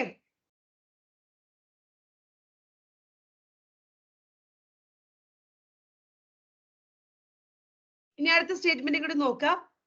in general herbivores and plants appear to be more adversely affected by competition than carnivores. ഇത് കഴിഞ്ഞ വർഷം ഈ സ്റ്റേറ്റ്മെന്റ് ചോദിച്ചിരുന്നു. കോമ്പറ്റീഷൻ കൊണ്ട് കൂടുതൽ ബുദ്ധിമുട്ട് ആർക്കാണെന്ന്? ഹെർബിവോർസിനും പ്ലാന്റ്സിനും. Herbivores and plants appear to be more adversely affected by competition than carnivores. ഇനി അതുപോലെ ഇതിൽ വേറൊരു സംഭവമാണ് എബിംഗ്ടൺ ടർട്ടൈസ് എന്ന് പറയുന്ന ഒരു സംഭവം. ഇത് ആദ്യത്തെ സംഭവം. എബിംഗ്ടൺ ടർട്ടൈസ് എന്ന് പറയുന്ന ഒരു സംഭവം എക്സ്റ്റിങ്ക്റ്റ് ആയി പോയി ഗാലപ്പഗോസ് ഐലൻഡിൽ. എന്തുകൊണ്ടാണെന്ന് ചോദിക്കാം. എന്തുകൊണ്ടാണെന്ന് ചോദിച്ചു കഴിഞ്ഞാൽ അവിടേക്ക് ഒരു ഗോട്ടിനെ ഇൻട്രൊഡ്യൂസ് ചെയ്തു. ഗോട്ടിന്റെ ബ്രൗസിംഗ് എഫിഷ്യൻസി കൂടുതലായിരുന്നു. അതുകൊണ്ട് തന്നെ പതുക്കെ ടോർട്ടോയ്സ് അവിടെ നിന്ന് എക്സ്റ്റിങ്ക്റ്റ് ആയി പോയി എന്നാണ് പറയുന്നത്. കോമ്പറ്റീഷൻ പഠിക്കുമ്പോൾ ഇന്റർഫറൻസ് കോമ്പറ്റീഷൻ എന്താന്ന് പഠിക്കണം, കോമ്പറ്റേറ്റീവ് എക്സ്ക്ലൂഷൻ എന്താന്ന് പഠിക്കണം, റിസോഴ്സ് പാർട്ടീഷനിങ് എന്താന്ന് പഠിക്കണം, കോമ്പറ്റേറ്റീവ് റിലീസ് എന്താന്ന് പഠിക്കണം. ഓക്കെ, എല്ലാം പറഞ്ഞുകൊണ്ടിരിക്കുന്ന ഒരു കാര്യമാണ്. രണ്ടുപേര് വരുന്നു, കോമ്പറ്റീഷൻ നടക്കുന്നു, ഒരാൾ സുപ്പീരിയറും ഒരാൾ ഇൻഫീരിയറും. ഒന്നുകിൽ ഒരാളെ എലിമിനേറ്റ് ചെയ്ത് കളയും, അല്ലെങ്കിൽ അവർ അഡ്ജസ്റ്റ് ചെയ്ത് മുന്നോട്ട് പോകും. അതാണ് പറയുന്നത്. എലിമിനേറ്റ് ആയി പോകുന്ന പറയുന്ന പ്രിൻസിപ്പിൾ എക്സ്ക്ലൂഷൻ പ്രിൻസിപ്പിൾ ആണ്. അവരെ പാർട്ടീഷൻ ചെയ്ത് ജീവിക്കുന്നു പറയുന്നത് റിസോഴ്സ് പാർട്ടീഷനിങ്. ഓക്കെ. പാരസിറ്റിസം, ഹോസ്റ്റും പാരസൈറ്റും തമ്മിലുള്ള ഇന്ററാക്ഷൻ ആണ്. പാരസൈറ്റിന് അവിടെ ബെനിഫിറ്റും ഹോസ്റ്റിന് അവിടെ നെഗറ്റീവും ആണ്. ഈ ഇവർ തമ്മിലുള്ള റിലേഷൻഷിപ്പ് വളരെയധികം എന്താണ്, ഒബ്ലിഗേറ്ററി ആണ്. അതായത് പാരസൈറ്റിന് ഹോസ്റ്റ് ഇല്ലാണ്ട് പറ്റില്ല. ഹോസ്റ്റ് ഏതെങ്കിലും രീതിയിൽ ഇവോൾവ് ചെയ്ത് കഴിഞ്ഞാൽ പാരസൈറ്റും കൂടെ ഇവോൾവ് ചെയ്യും. ആ ഹോസ്റ്റ് ഇല്ലാണ്ട് പറ്റില്ല. ഇതാണ് പാരസൈറ്റിന്റെ അവസ്ഥ. പാരസൈറ്റ് എന്ന് പറഞ്ഞ രീതിയിൽ ഹോസ്റ്റിനെ ഏതൊക്കെ രീതിയിൽ ഹാം ചെയ്യാമെന്ന് ചോദിക്കാം. സി, ഇത് വായിച്ചു നോക്കിയേ. പല രീതിയിൽ അതിന്റെ സർവൈവലിനെ ബാധിക്കാം, ഹോസ്റ്റിന്റെ സർവൈവലിനെ ബാധിക്കാം, ഗ്രോത്തിനെ ബാധിക്കാം, റീപ്രൊഡക്ഷനെ ബാധിക്കാം, അതിന്റെ പോപ്പുലേഷൻ ഡെൻസിറ്റി കുറയ്ക്കും. ഇനി അത് മാത്രമല്ല, it can make the host more vulnerable to predation by making it physically weak. പറ്റാവുന്ന രീതിയിലൊക്കെ ഹോസ്റ്റിനെ ഉപദ്രവിക്കുന്നുണ്ട് പാരസൈറ്റ്. അതിന് സർവൈവലിനെ, ഗ്രോത്തിനെ, റീപ്രൊഡക്ഷനെ, ഇതൊന്നും പോരാണ്ട് പ്രിഡേഷന് വേണ്ടി കൂടുതൽ അതിനെ വൾണറബിൾ ആക്കും by making it physically weak. ഇനി പാരസൈറ്റിന് ഹോസ്റ്റിനെ ഡിപ്പെൻഡ് ചെയ്യാൻ വേണ്ടിയിട്ട് പല രീതിയിലുള്ള അഡാപ്റ്റേഷൻസ് കാണാം. ഇത് ഇവോൾവ് ചെയ്യുമ്പോൾ അൺനെസസറി ആയിട്ടുള്ള സെൻസ് ഓർഗൻസ് ഒക്കെ ഇതിന് ലോസ് ചെയ്തിടും. സി, പാരസൈറ്റിന് ഒരു പണി എടുക്കണ്ട, ഹോസ്റ്റിന്റെ ന്യൂട്രിയൻസ് എടുത്ത് സുഖമായിട്ട് ജീവിക്കാം. ഹോസ്റ്റ് ആണ് കഷ്ടപ്പെട്ട് ന്യൂട്രിയൻസ് ഉണ്ടാക്കുന്നത്. അത് നേരെ സക്ക് ചെയ്തെടുക്കുക എന്നുള്ളതാണ് ആരുടെ പണി? പാരസൈറ്റിന്റെ പണി. ഇപ്പൊ ഇവോൾവ് ചെയ്തപ്പോ എന്ത് ചെയ്തിട്ടുണ്ടാവും? അൺനെസസറി ആയിട്ടുള്ള സെൻസ് ഓർഗൻസ് ഒക്കെ അതിന് പോയിട്ടുണ്ടാവും. ആവശ്യമില്ല. പകരം അതിന് വേണ്ട രീതിയിലുള്ള അഡ്ഹസീവ് ഓർഗൻസും സക്കേഴ്സും ഒക്കെ ഡെവലപ്പ് ചെയ്തിട്ടുണ്ടാവും ഹോസ്റ്റിലെ ക്ലിങ് ചെയ്തിരിക്കാൻ വേണ്ടിയിട്ട്. ഡൈജസ്റ്റീവ് സിസ്റ്റത്തിന്റെ ഒന്നും ആവശ്യമില്ല. കാരണം എന്താ? റെഡിമെയ്ഡ് ആയിട്ട് എടുക്കുവാണ് ഹോസ്റ്റിൽ നിന്നും. നല്ല റീപ്രൊഡക്റ്റീവ് കപ്പാസിറ്റി ഉണ്ടായിരിക്കും. പെട്ടെന്ന് അങ്ങോട്ട് സ്പ്രെഡ് ആയിക്കോളും. ഓക്കെ. എക്സാമ്പിൾ പറയുന്നുണ്ട് ഹ്യൂമൻ പാരസൈറ്റ് ലിവർ ഫ്ലൂക്ക്. അതിന് 2 ഹോസ്റ്റ് ഉണ്ടെന്നാ പറയുന്നത്, ഇന്റർമീഡിയറ്റ്. ഒരു സ്നെയിലും ഫിഷും. മലേറിയൽ പാരസൈറ്റ് നമുക്കറിയാം, ഒരു വെക്ടർ വേണം, എന്നിട്ട് വേണം നമ്മളുടെ അടുത്തേക്ക് വരാൻ, അല്ലെ, ഹോസ്റ്റിലോട്ട് വരാൻ. ഇനി 2 തരത്തിലുള്ള പാരസൈറ്റ് ഉണ്ട്, എക്ടോ പാരസൈറ്റും എൻഡോ പാരസൈറ്റും. എക്ടോ എന്ന് പറഞ്ഞു കഴിഞ്ഞാൽ പുറത്താണ്, എക്സ്റ്റേണൽ സർഫസിലാണ്. എക്സാമ്പിൾ ആണ് നമ്മുടെ ലൈസ് കാണുന്നതും ഡോഗിലെ ടിക്ക് കാണുന്നതും ഒക്കെ. അതുപോലെ ഇത് വേണമെങ്കിൽ ചോദിക്കാം. മെറൈൻ ഫിഷിന്റെ മുകളില് കോപ്പിപോഡ്സ്, ചെറിയ ഓർഗാനിസംസ് ആണ്. അത് കാണുന്നത് എന്തിന് എക്സാമ്പിൾ ആണെന്ന് ചോദിക്കാം. പാരസിറ്റിസം ആണ്. അല്ലെങ്കിൽ അത് എന്ത് പാരസൈറ്റ് ആണെന്ന് ചോദിക്കാം. എക്ടോ പാരസൈറ്റ്സ് ആണ്. മെറൈൻ ഫിഷുമേ കോപ്പിപോഡ്സ് കാണുന്നത് എന്താണെന്ന് ചോദിക്കാം. പാരസൈറ്റ്സ് ആണ്. അത് ഏത് പാരസൈറ്റ്സ് ആണെന്ന് ചോദിക്കാം. എക്ടോ പാരസൈറ്റ്സ് ആണ്. കസ്ക്യൂട്ടോ നമുക്കറിയാം, പാരസൈറ്റിക് പ്ലാന്റ് ആണ്. ഓക്കെ. ഇനി അടുത്തത് എൻഡോ പാരസൈറ്റ്, ഉള്ളിൽ വളരുന്നതാണ് endo parasite. Then brood parasitism ചോദിക്കാറുണ്ട്. നമ്മൾ ചെറിയ ക്ലാസ്സിൽ നമ്മൾ ചെറുതേ പഠിച്ചിട്ടുള്ളത്, കുയില് പോയി കാക്കയുടെ കൂട്ടിൽ മുട്ടയിടാന്ന് പഠിക്കില്ലേ, അത് തന്നെ. Parasitic bird lays eggs in the nest of എന്താണ് host. Parasitic bird lays its egg in the nest of host. അതാണ് ബ്രൂഡ് പാരസിറ്റിസം. ഇനി അടുത്തത് കമൻസാലിസം. കമൻസാലിസം എന്താ? ഒരാൾക്ക് ബെനിഫിറ്റും മറ്റാൾക്ക് ഒരു തരത്തിലുള്ള എഫക്റ്റും ഇല്ല. An example, orchid growing on as an epiphyte on the mango branch. ഇവിടെ നമുക്ക് തോന്നും ഒരു പ്ലാന്റിന്മേലാണ് വേറൊരു പ്ലാന്റ് ജീവിക്കുന്നതെന്ന്. പാരസൈറ്റ് ആണെന്ന് വിചാരിക്കരുത്, എപ്പിഫൈറ്റ് ആണ്. പാരസൈറ്റ് എന്ന് പറഞ്ഞു കഴിഞ്ഞാൽ ഹോസ്റ്റിനെ എല്ലാ രീതിയിലും നശിപ്പിക്കും. പക്ഷെ എപ്പിഫൈറ്റ്സ് അങ്ങനെയില്ല. അവരൊരു ഫിസിക്കൽ സപ്പോർട്ടിന് വേണ്ടിയിട്ടാണ് വേറെ ആളെ ആശ്രയിക്കുന്നത്, അല്ലാതെ ന്യൂട്രിയൻസിന് വേണ്ടിയിട്ടോ മറ്റോ അല്ല. ഓർക്കിഡ് ഒരു മാംഗോ ട്രീമ വളരുന്നുണ്ടെങ്കിൽ അത് അതിന്റെ ഫിസിക്കൽ സപ്പോർട്ടിന് വേണ്ടിയിട്ടാണ്, അല്ലാതെ മാംഗോ ട്രീനെ ഒരു രീതിയിലും അത് ഹാം ചെയ്യുന്നില്ല. അപ്പൊ അതിനെ എപ്പിഫൈറ്റ് എന്നേ വിളിക്കുള്ളൂ, പാരസൈറ്റ് എന്ന് വിളിക്കില്ല. ബർണക്കിൾസ് ഓൺ വെയിൽ. കോപ്പിപോഡ്സ് ഓൺ മെറൈൻ ഫിഷ് എന്തായിരുന്നു? എക്ടോ പാരസൈറ്റിസ് ആയിരുന്നു. വെയിലിന്റെ പുറത്ത് ബർണക്കിൾസ് വീണ്ടും വേറെ ഓർഗാനിസംസ് ആണ്. അത് കാണുന്നത് കമൻസാലിസും ആണ്. അതുപോലെ കാറ്റിൽ എഗ്രിറ്റും ഗ്രേസിംഗ് കാറ്റിലും, ഞാൻ നേരത്തെ പറഞ്ഞ കിളിയുടെ എക്സാമ്പിള്, അതും എന്താണ്? കമൻസാലിസും ആണ്. അവിടെ കാറ്റിലിന് വലിയ ഗുണമൊന്നുമില്ല. ഓക്കെ. പക്ഷെ എഗ്രറ്റിന് അവിടെ ഗുണമുണ്ട്. കാരണം എന്താ? ഇൻസെക്ടിനെയൊക്കെ കിട്ടും, മണ്ണിന്റെ അടിയിൽ ഒളിച്ചിട്ട് നിന്ന് ഇൻസെക്ട്സിനെയൊക്കെ കിട്ടും. അടുത്ത ചോദിക്കാറുള്ള ഒരു എക്സാമ്പിൾ ആണ് കമൻസാലിസത്തിന്റെ സീ അനമോണും ക്ലൗൺ ഫിഷും തമ്മിലുള്ള റിലേഷൻ. സീ അനമോൺ നമുക്കറിയാം സിലിണ്ടർ എന്താണ് സ്റ്റിങ്ങിങ് ടെൻഡക്കിൾസ് ഉണ്ട്, പോയിസണസ് ആയിട്ടുള്ള ടെൻഡക്കിൾസ് ഉണ്ട്. ഈ ടെൻഡക്കിൾസ് ഉള്ളത് കൊണ്ട് പ്രിഡേറ്റേഴ്സ് ഒന്നും അങ്ങോട്ടേക്ക് വരില്ല. അപ്പൊ ആ ഗ്യാപ്പില് രക്ഷപ്പെട്ട് നടക്കുന്ന ആളാണ് ക്ലൗൺ ഫിഷ്. സീ അനിമോന്റെ കൂടെ നടക്കും ക്ലൗൺ ഫിഷ്. എന്തിനു വേണ്ടിയിട്ടാന്ന് ചോദിച്ചു കഴിഞ്ഞാൽ സീ അനിമോന്റെ ടെൻഡക്കിൾസ് കണ്ട് അവിടേക്ക് ആരും വരില്ല, ക്ലൗൺ ഫിഷ് രക്ഷപ്പെട്ട് നടക്കും. Okay, the fish gets protection from predators which stay away from the stinging tentacles. The animal does not appear to derive any benefit by ghosting the clownfish. അവിടെ clown ഫിഷിനാണ് benefit കിട്ടുന്നത്. Mutualism, രണ്ടുപേര് തമ്മിൽ വളരെയധികം നല്ല interaction. Lichens, mycorrhiza നമ്മൾ പഠിച്ചിട്ടുള്ളതാണ് biological classification. Lichens എന്താണെന്ന് എന്തായിരുന്നു? Mutual relationship between fungus and photosynthetic algae അല്ലെങ്കിൽ സൈനോബാക്ടീരിയ. മൈക്കോറൈസ എന്ന് പറയുന്നത് ഫംഗസും റൂട്ട്സ് ഓഫ് ഹയർ പ്ലാന്റ്സും തമ്മിലുള്ള റിലേഷൻ ആണ്. എന്തിനു വേണ്ടിയിട്ടാണ് ഫംഗസ് ഹെൽപ്പ് ചെയ്യുന്നത് ചോദിച്ചു കഴിഞ്ഞാൽ ന്യൂട്രിയൻസിനെ അബ്സോർബ് ചെയ്യാൻ വേണ്ടിയിട്ടാണ് ഹെൽപ്പ് ചെയ്യുന്നത്. പകരം പ്ലാന്റ് ആണെങ്കിലും എന്താണെങ്കിലും ഫോട്ടോസിന്തസൈസ് ചെയ്ത് കാർബോഹൈഡ്രേറ്റ് കൊടുക്കും. ഓക്കെ, ഇനി ഇതുപോലെ മ്യൂച്വലിസം ഉള്ളതാണ് പ്ലാന്റ് ആനിമൽ റിലേഷൻ. പോളിനേഷൻ, ഒരു പ്ലാന്റിനെ പോളിനേറ്റ് ചെയ്യാൻ ആനിമൽ ഹെൽപ്പ് ചെയ്യുന്നുണ്ട്. പ്ലാന്റിന് കിട്ടുന്ന ബെനിഫിറ്റ് എന്താന്ന് ചോദിച്ചു കഴിഞ്ഞാൽ പോളിനേഷൻ ആണ്.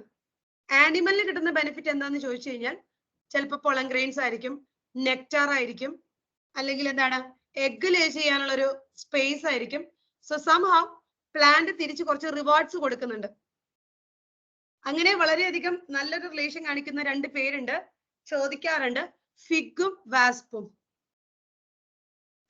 In many species of fig trees there is a tight one-to-one relationship with a pollinator. ഏതാണ്? വാസ്പ് ആണ്. ഫിഗ് സ്പീഷീസിനെ പോളിനേറ്റ് ചെയ്യാൻ അതിന്റെ സ്വന്തം പാർട്ട്ണർക്കേ പറ്റുള്ളൂ. അതേതാ? വാസ്പ് ആണ്.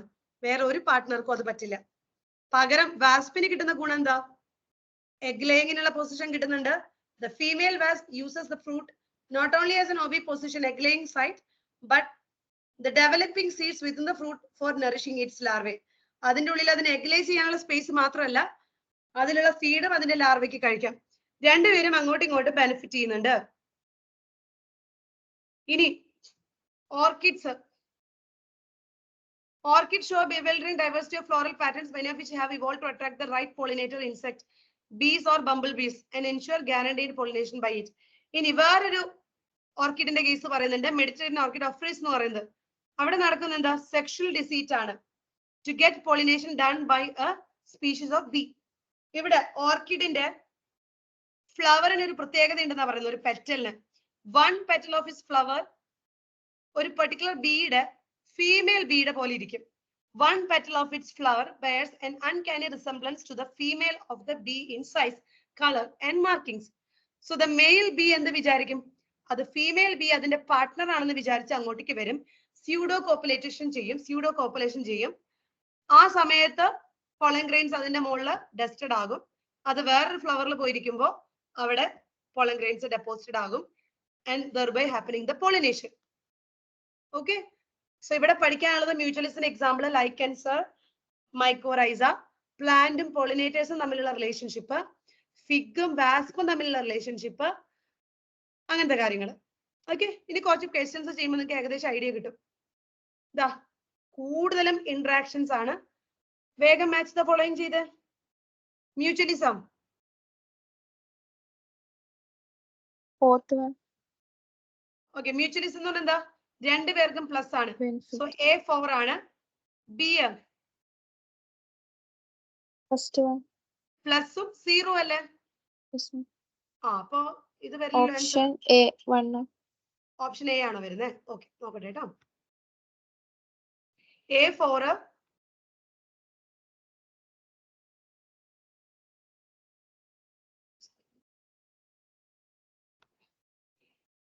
A4 പിന്നെയോ B1 അല്ലേ? A4 കമൻസാലിസം പ്ലസും സീറോ ആണ്, അമൻസാലിസം മൈനസും സീറോ ആണ്, പാരസിറ്റിസം പ്ലസ് മൈനസ് ആണ്. ശരിയല്ലേ? ഓക്കെ, ഇത് ലാസ്റ്റ് ഇയർ ആണ്. ഇതും ലാസ്റ്റ് ഇയർ ആണ്. വേഗം നോക്കി നോക്കിയേ. ഗോസിന്റെ competitive exclusion principle states that Two closely related species competing for the same resources cannot coexist indefinitely and competitively inferior one will be eliminated eventually. ശരിയല്ലേ? എക്സ്ക്ലൂഷൻ പ്രിൻസിപ്പിൾ ആണ്. രണ്ടുപേര് ഒരുമിച്ച് ഒരു സ്ഥലത്ത് കോമ്പറ്റീഷൻ, അങ്ങനെയാണെങ്കിൽ ഇവർക്ക് ജീവിതകാലം അങ്ങനെ കോഎക്സിസ്റ്റ് ചെയ്യാൻ പറ്റില്ല. ഒരാള് പോവും. പോണ ആളാരാ? ഇൻഫീരിയർ ആണ്. ശരിയല്ലേ? അടുത്തത്, in general carnivores are more adversely affected by competition than herbivores. അത് ശരിയാണോ? ടെക്സ്റ്റിലുള്ള സ്റ്റേറ്റ്മെന്റ് ആണ്, അതാണ് ഞാൻ എടുത്തിരിക്കുന്നത്. ഹെർബിവോഴ്സും പ്ലാന്റ്സും ആണ് എന്ത് കൂടുതൽ എഫക്റ്റഡ് ആണ്. ഞാൻ ഈ ക്വസ്റ്റ്യൻ എടുത്തിട്ടിരിക്കുന്നത് നിങ്ങൾക്ക് ആ പാറ്റേൺ അറിയാൻ വേണ്ടിയിട്ടാണ്. കണ്ടോ, അവർ ആ സ്റ്റേറ്റ്മെന്റ് അങ്ങനെ തന്നെ എടുത്തിട്ടു. നിങ്ങൾ തിരിച്ചിട്ട് statements are really very important. അപ്പൊ ഇവിടെ ആൻസർ ചെയ്താ വരിക സ്റ്റേറ്റ്മെന്റ് 1 കറക്റ്റ് ആണ്, പക്ഷെ 2 എങ്ങനെയാ? ഫാൾസ് അല്ലേ? ഫാൾസ്. അടുത്തത് വീണ്ടും ഇത് കഴിഞ്ഞ കൊല്ലത്ത് തന്നെയാണ്. വീണ്ടും കണ്ടോ, ലെപ്പാഡും ലയണും forest or grassland. Cuckoo laying egg in a crow's nest. അത് ഏതായിരിക്കും? അത് വേഗം എഴുതാലോ. Fungi and root of higher plant in mycorrhizae. Cattle egret and cattle in field. ഏതായിരിക്കും? കാറ്റലിക് ആൻഡ് കാറ്റലിൻ ഫീൽഡ് അതേതാ? കമൻസാലിസം. ഓക്കെ. ഫംഗസും മൈക്കോറൈസ് എന്തിന് എക്സാമ്പിൾ ആണ്? മ്യൂച്വലിസ്റ്റ് അല്ലെ, രണ്ടുപേർക്കും ബെനിഫിറ്റ് ഉണ്ട്. ഇത് ബ്രൂഡ് പാരസിറ്റിസം. ഇവര് തമ്മിൽ കോമ്പറ്റീഷൻ ഒബ്വിയസ്ലി. ലെപ്പാഡും ലയണും രണ്ടുപേരും കാർണിവോഴ്സ് ആണ്. രണ്ടുപേരും തമ്മിൽ ഒബ്വിയസ്ലി എന്തുണ്ടാവും? കോമ്പറ്റീഷൻ ഉണ്ടാവാം. ശരിയല്ലേ? അടുത്തത് സി.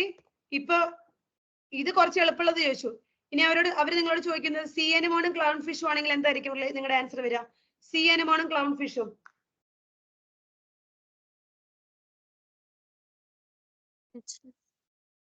ഏതായിരിക്കും? ആലോചിച്ച് നോക്കൂ. ഒരു സീ അനിമോൺ ഇവിടുത്തെ റൗഡിയാണ്. Sea anemone. ക്ലൗൺ ഫിഷ് അതിന്റെ പിന്നാലെ നടക്കുവാണ്. ഇവിടെ ആൾക്കാർ വരാത്തത് സീ അനിമോണിനെ പേടിച്ചിട്ടാണ്. ശരിയല്ലേ? ബെനിഫിറ്റ് കിട്ടുന്ന ആർക്കാ? ക്ലൗൺ ഫിഷിനാണ്. ക്ലൗൺ ഫിഷ് അവിടെ ഉള്ളതുകൊണ്ട് സീ അനിമോണിന് വല്ല എഫക്റ്റ് ഉണ്ടോ? ഇല്ല. അപ്പൊ ഏതായിരിക്കും റിലേഷൻ? ഒരാൾക്ക് ബെനിഫിറ്റും ഒരാൾക്ക് ന്യൂട്രലും. അപ്പൊ ഏതായിരിക്കും? പ്ലസും സീറോയും. കമൻസാലിസം. ക്ലിയർ അല്ലേ? നിങ്ങൾക്ക് നിങ്ങൾ മറന്നു പോവാൻ സാധ്യതയുള്ള എക്സാമ്പിൾസ് ഏതൊക്കെയാന്ന് ചോദിച്ചു കഴിഞ്ഞാല്, ഒന്ന് ഇത് വെയിലിന്റെ മുകളിൽ ബർണക്കിൾസ് ഇരിക്കുന്നത് ഏത് റിലേഷൻ ആണ്? ഇങ്ങനത്തെ കാര്യങ്ങളിൽ ഇതൊക്കെ ആയിരിക്കും നിങ്ങൾ മറക്കുക. Barnacles growing on the back of whale, epiphyte on mango branch, അത് മറക്കാം. അതുപോലെ പാരസൈറ്റിലോട്ട് വരുമ്പോൾ ഇത് marine fish infested with ectoparasitic copy. ഈ മെറൈൻ ഫിഷുമേ കോപ്പിപോഡ്സ് ഉള്ളത് എന്ത് റിലേഷൻ ആണെന്ന് ചോദിക്കാം. എക്ടോ പാരസിറ്റിസ് ആണ്. അങ്ങനെ നിങ്ങൾക്ക് മറന്നു പോകുന്ന കുറച്ച് കാര്യങ്ങളാണ്. അത് നിങ്ങൾ ഇത്തിരി സ്പെഷ്യൽ ആക്കാം. ബാക്കി മറക്കാൻ സാധ്യത കുറവാണ്. മറക്കാം, നിർബന്ധമൊന്നുമില്ല മറക്കാണ്ടിരിക്കണമെന്ന്. ഇനി അടുത്തതിന്റെ ആൻസർ പറഞ്ഞ വേഗം പറഞ്ഞിട്ട് നമുക്ക് വൈൻഡപ്പ് ചെയ്യാം. Logistic growth unlimited. അപ്പൊ എക്സ്പോണൻഷ്യലോ? Sorry, limited. ലോജിസ്റ്റിക് ലിമിറ്റഡ് ആണ്. ക്യാരിങ് കപ്പാസിറ്റി വരുന്നതാണ്. സിഗ്മോയിഡ് കർവ് കിട്ടുന്നതാണ് ലോജിസ്റ്റിക്. എക്സ്പോണൻഷ്യലോ? അൺലിമിറ്റഡ് ആണ്. ഓഫർ ആണ്. കംപ്ലീറ്റ് ഉണ്ട്. എല്ലാം ആർക്ക് വേണമെങ്കിൽ എടുക്കാം, ആർക്ക് വേണമെങ്കിൽ വളരാം, ആർക്ക് വേണമെങ്കിൽ പോപ്പുലേഷൻ സൈസ് കൂടാം. ഇനി എക്സ്പാൻഡിങ് ഏജ് പിരമിഡ്. എക്സ്പാൻഡ് ചെയ്യുവാണ്. അപ്പൊ ഏത് ഏജ് ഗ്രൂപ്പിലുള്ള ആൾക്കാരാണ് കൂടുതൽ? വയസ്സന്മാരാണോ കൂടുതൽ? മിഡിൽ ഏജ്ഡ് ആൾക്കാരാണോ കൂടുതൽ? യങ്ങർ ആൾക്കാരാണോ കൂടുതൽ? എക്സ്പാൻഡിങ് ആണ്.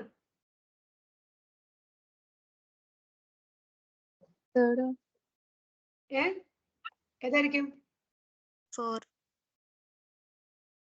എക്സ്പാൻഡിങ്. ഓക്കെ, ഞാൻ ആ ഗ്രാഫ് വരച്ച് കാണിച്ചു. ഗ്രാഫ് അല്ല, ആ പിരമിഡ് കാണിച്ചു. തേർഡ് ആണ് കറക്റ്റ് ആണ്. ഇതായത് നോക്കൂ. എക്സ്പാൻഡിങ്. പ്രീ റീപ്രൊഡക്റ്റീവ് എങ്ങനെയാ? കൂടുതലാണ്. സ്റ്റേബിളിനോ? സെയിം അല്ലേ? അപ്പൊ ഏതായിരിക്കും നോക്കി answer? Third option. Expanding age pyramid, the percentage individuals of pre-reproductive age is largest, followed by reproductive, പിന്നെ post. അല്ലേ? സ്റ്റേബിൾ ആണെങ്കിലോ പ്രീ റീപ്രൊഡക്റ്റീവും റീപ്രൊഡക്റ്റീവും സെയിം ആണ്. നിങ്ങളുടെ സമയം കളയാൻ വേണ്ടിയിട്ട് അവർ കുറെ പ്ലസും മൈനസും സീറോ ഒക്കെ കൊടുക്കും. ക്വസ്റ്റ്യൻ ആകെ ഒന്നും ഉണ്ടാവുള്ളൂ. ക്വസ്റ്റ്യൻ എന്താ നോക്കിയേ, ഒരാൾക്ക് പ്ലസും കൊടുക്കാം മറ്റാൾക്ക് നെഗറ്റീവും കൊടുക്കാം. അപ്പൊ ഏത് ഇന്ററാക്ഷൻ ആണ്? പ്ലസും മൈനസും. വേഗം പറ, വൈൻഡപ്പ് ചെയ്ത്. പ്ലസും മൈനസും. പ്രിഡേഷൻ. പ്രിഡേറ്റർക്ക് പ്ലസും പ്രേക്ക് മൈനസും. കോമ്പറ്റീഷനിൽ എങ്ങനെയാ? both are minus. Commensalism +0. Amensalism -0. Okay. അടുത്തത്, in spite of interspecific competition nature. Competition നടക്കുന്നുണ്ട് സ്പീഷീസുകൾ തമ്മിൽ. കോമ്പറ്റിംഗ് സ്പീഷീസ് എന്തോ ഒന്ന് ഇവോൾവ് ചെയ്തിട്ടുണ്ട് അവരുടെ സർവൈവലിന് വേണ്ടിയിട്ട്. അതെന്താ? അതൊന്ന് ആലോചിച്ച് നോക്കിയേ. രണ്ടുപേര് തമ്മിൽ കോമ്പറ്റീഷൻ ഉണ്ടെങ്കിലും ഗോസ് പറഞ്ഞ ഒരാൾ എക്സ്ക്ലൂഡഡ് ആയി പോകും, ഒരാൾ എലിമിനേറ്റഡ് ആയിട്ട് പോകുന്നു. എന്നാലും എപ്പോഴും അങ്ങനെ സംഭവിക്കുന്നില്ല. അവരെങ്ങനെയെങ്കിലൊക്കെ അഡ്ജസ്റ്റ് ചെയ്ത് ജീവിക്കുന്നുണ്ടെന്ന് പറയുന്നില്ലേ? അതെങ്ങനെയാന്നാ ചോദിക്കുന്നത്. ഷെയറിംഗ് ഈസ് കെയറിംഗ് അല്ലേ? എന്തായിരിക്കും ആൻസർ വരിക? അവരെന്തിനു വേണ്ടിയിട്ടാ കോമ്പറ്റീഷൻ നടത്തുന്നത്? റിസോഴ്സുകൾക്ക് വേണ്ടിയിട്ട് അല്ലേ? Resource partitioning. ക്വസ്റ്റ്യൻ നോക്കിയേ, in spite of interspecific competition nature. Competition ഉണ്ടെങ്കിലും which mechanism the competing species might have evolved for their survival? Resource partitioning. അടുത്തത് അമൻസാലിസം. -0. -0. അടുത്തത്, in the exponential growth equation nt is equal to n0 e raised to rt. E represents. Options കണ്ടോ? നിങ്ങളെ confuse ചെയ്യിപ്പിക്കാൻ വേണ്ടി എത്ര options അവർ ഇട്ടേക്കണേ നോക്കിയേ. ഈ എന്താ സാധനം? Base of natural logarithm. നിങ്ങളെ തെറ്റിക്കാൻ അവർക്ക് എങ്ങനെ വേണമെങ്കിൽ ഓപ്ഷൻ ഇടാം. കണ്ടോ? നിങ്ങൾ ലോഗരിതം എന്നും ബേസ് ഒന്നും നോക്കി വെച്ച് കഴിഞ്ഞാൽ അവർക്ക് ജോമെട്രിക്കൽ ആണോ, നമ്പർ ആണോ, എക്സ്പോണൻഷ്യൽ ആണോ, നാച്ചുറൽ ആണോ, അങ്ങനെ പല ഓപ്ഷൻസ് അവർ തന്നെ നിങ്ങളെ തെറ്റിക്കും. Okay, base of natural logarithm. അടുത്തത്, not an attribute of population. Not an attribute of population ഏതാണ് നോക്കുക?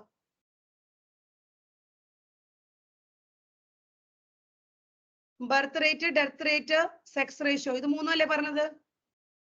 ആട്രിബ്യൂട്ട് അല്ലാത്തത് ഏതാ കൊടുക്കാൻ പറ്റുക? Species interaction. ഓക്കെ. പിന്നെ ഗ്രോയിങ് പോപ്പുലേഷൻ എങ്ങനെയായിരിക്കുന്നത്? ഗ്രോയിങ് എന്ന് പറഞ്ഞാൽ എക്സ്പാൻഡിങ് പോപ്പുലേഷൻ എങ്ങനെയായിരിക്കുന്നത്? വേഗം പറഞ്ഞോ. Pre reproductive individuals are more than pre reproductive ആണ് കൂടുതൽ ഉണ്ടായിരിക്കുക. ശരി. അടുത്തത് ആന്റിബയോട്ടിക് ആണ്. ഇത് നിങ്ങളുടെ ടെക്സ്റ്റിൽ ഇല്ലാത്തതാണ്. Antibiotic. Which one of the following population interaction is widely used in the medical science for the production of antibiotic? Antibiotic എന്താ സംഭവം എന്ന് ആലോചിച്ച് നോക്കിയേ.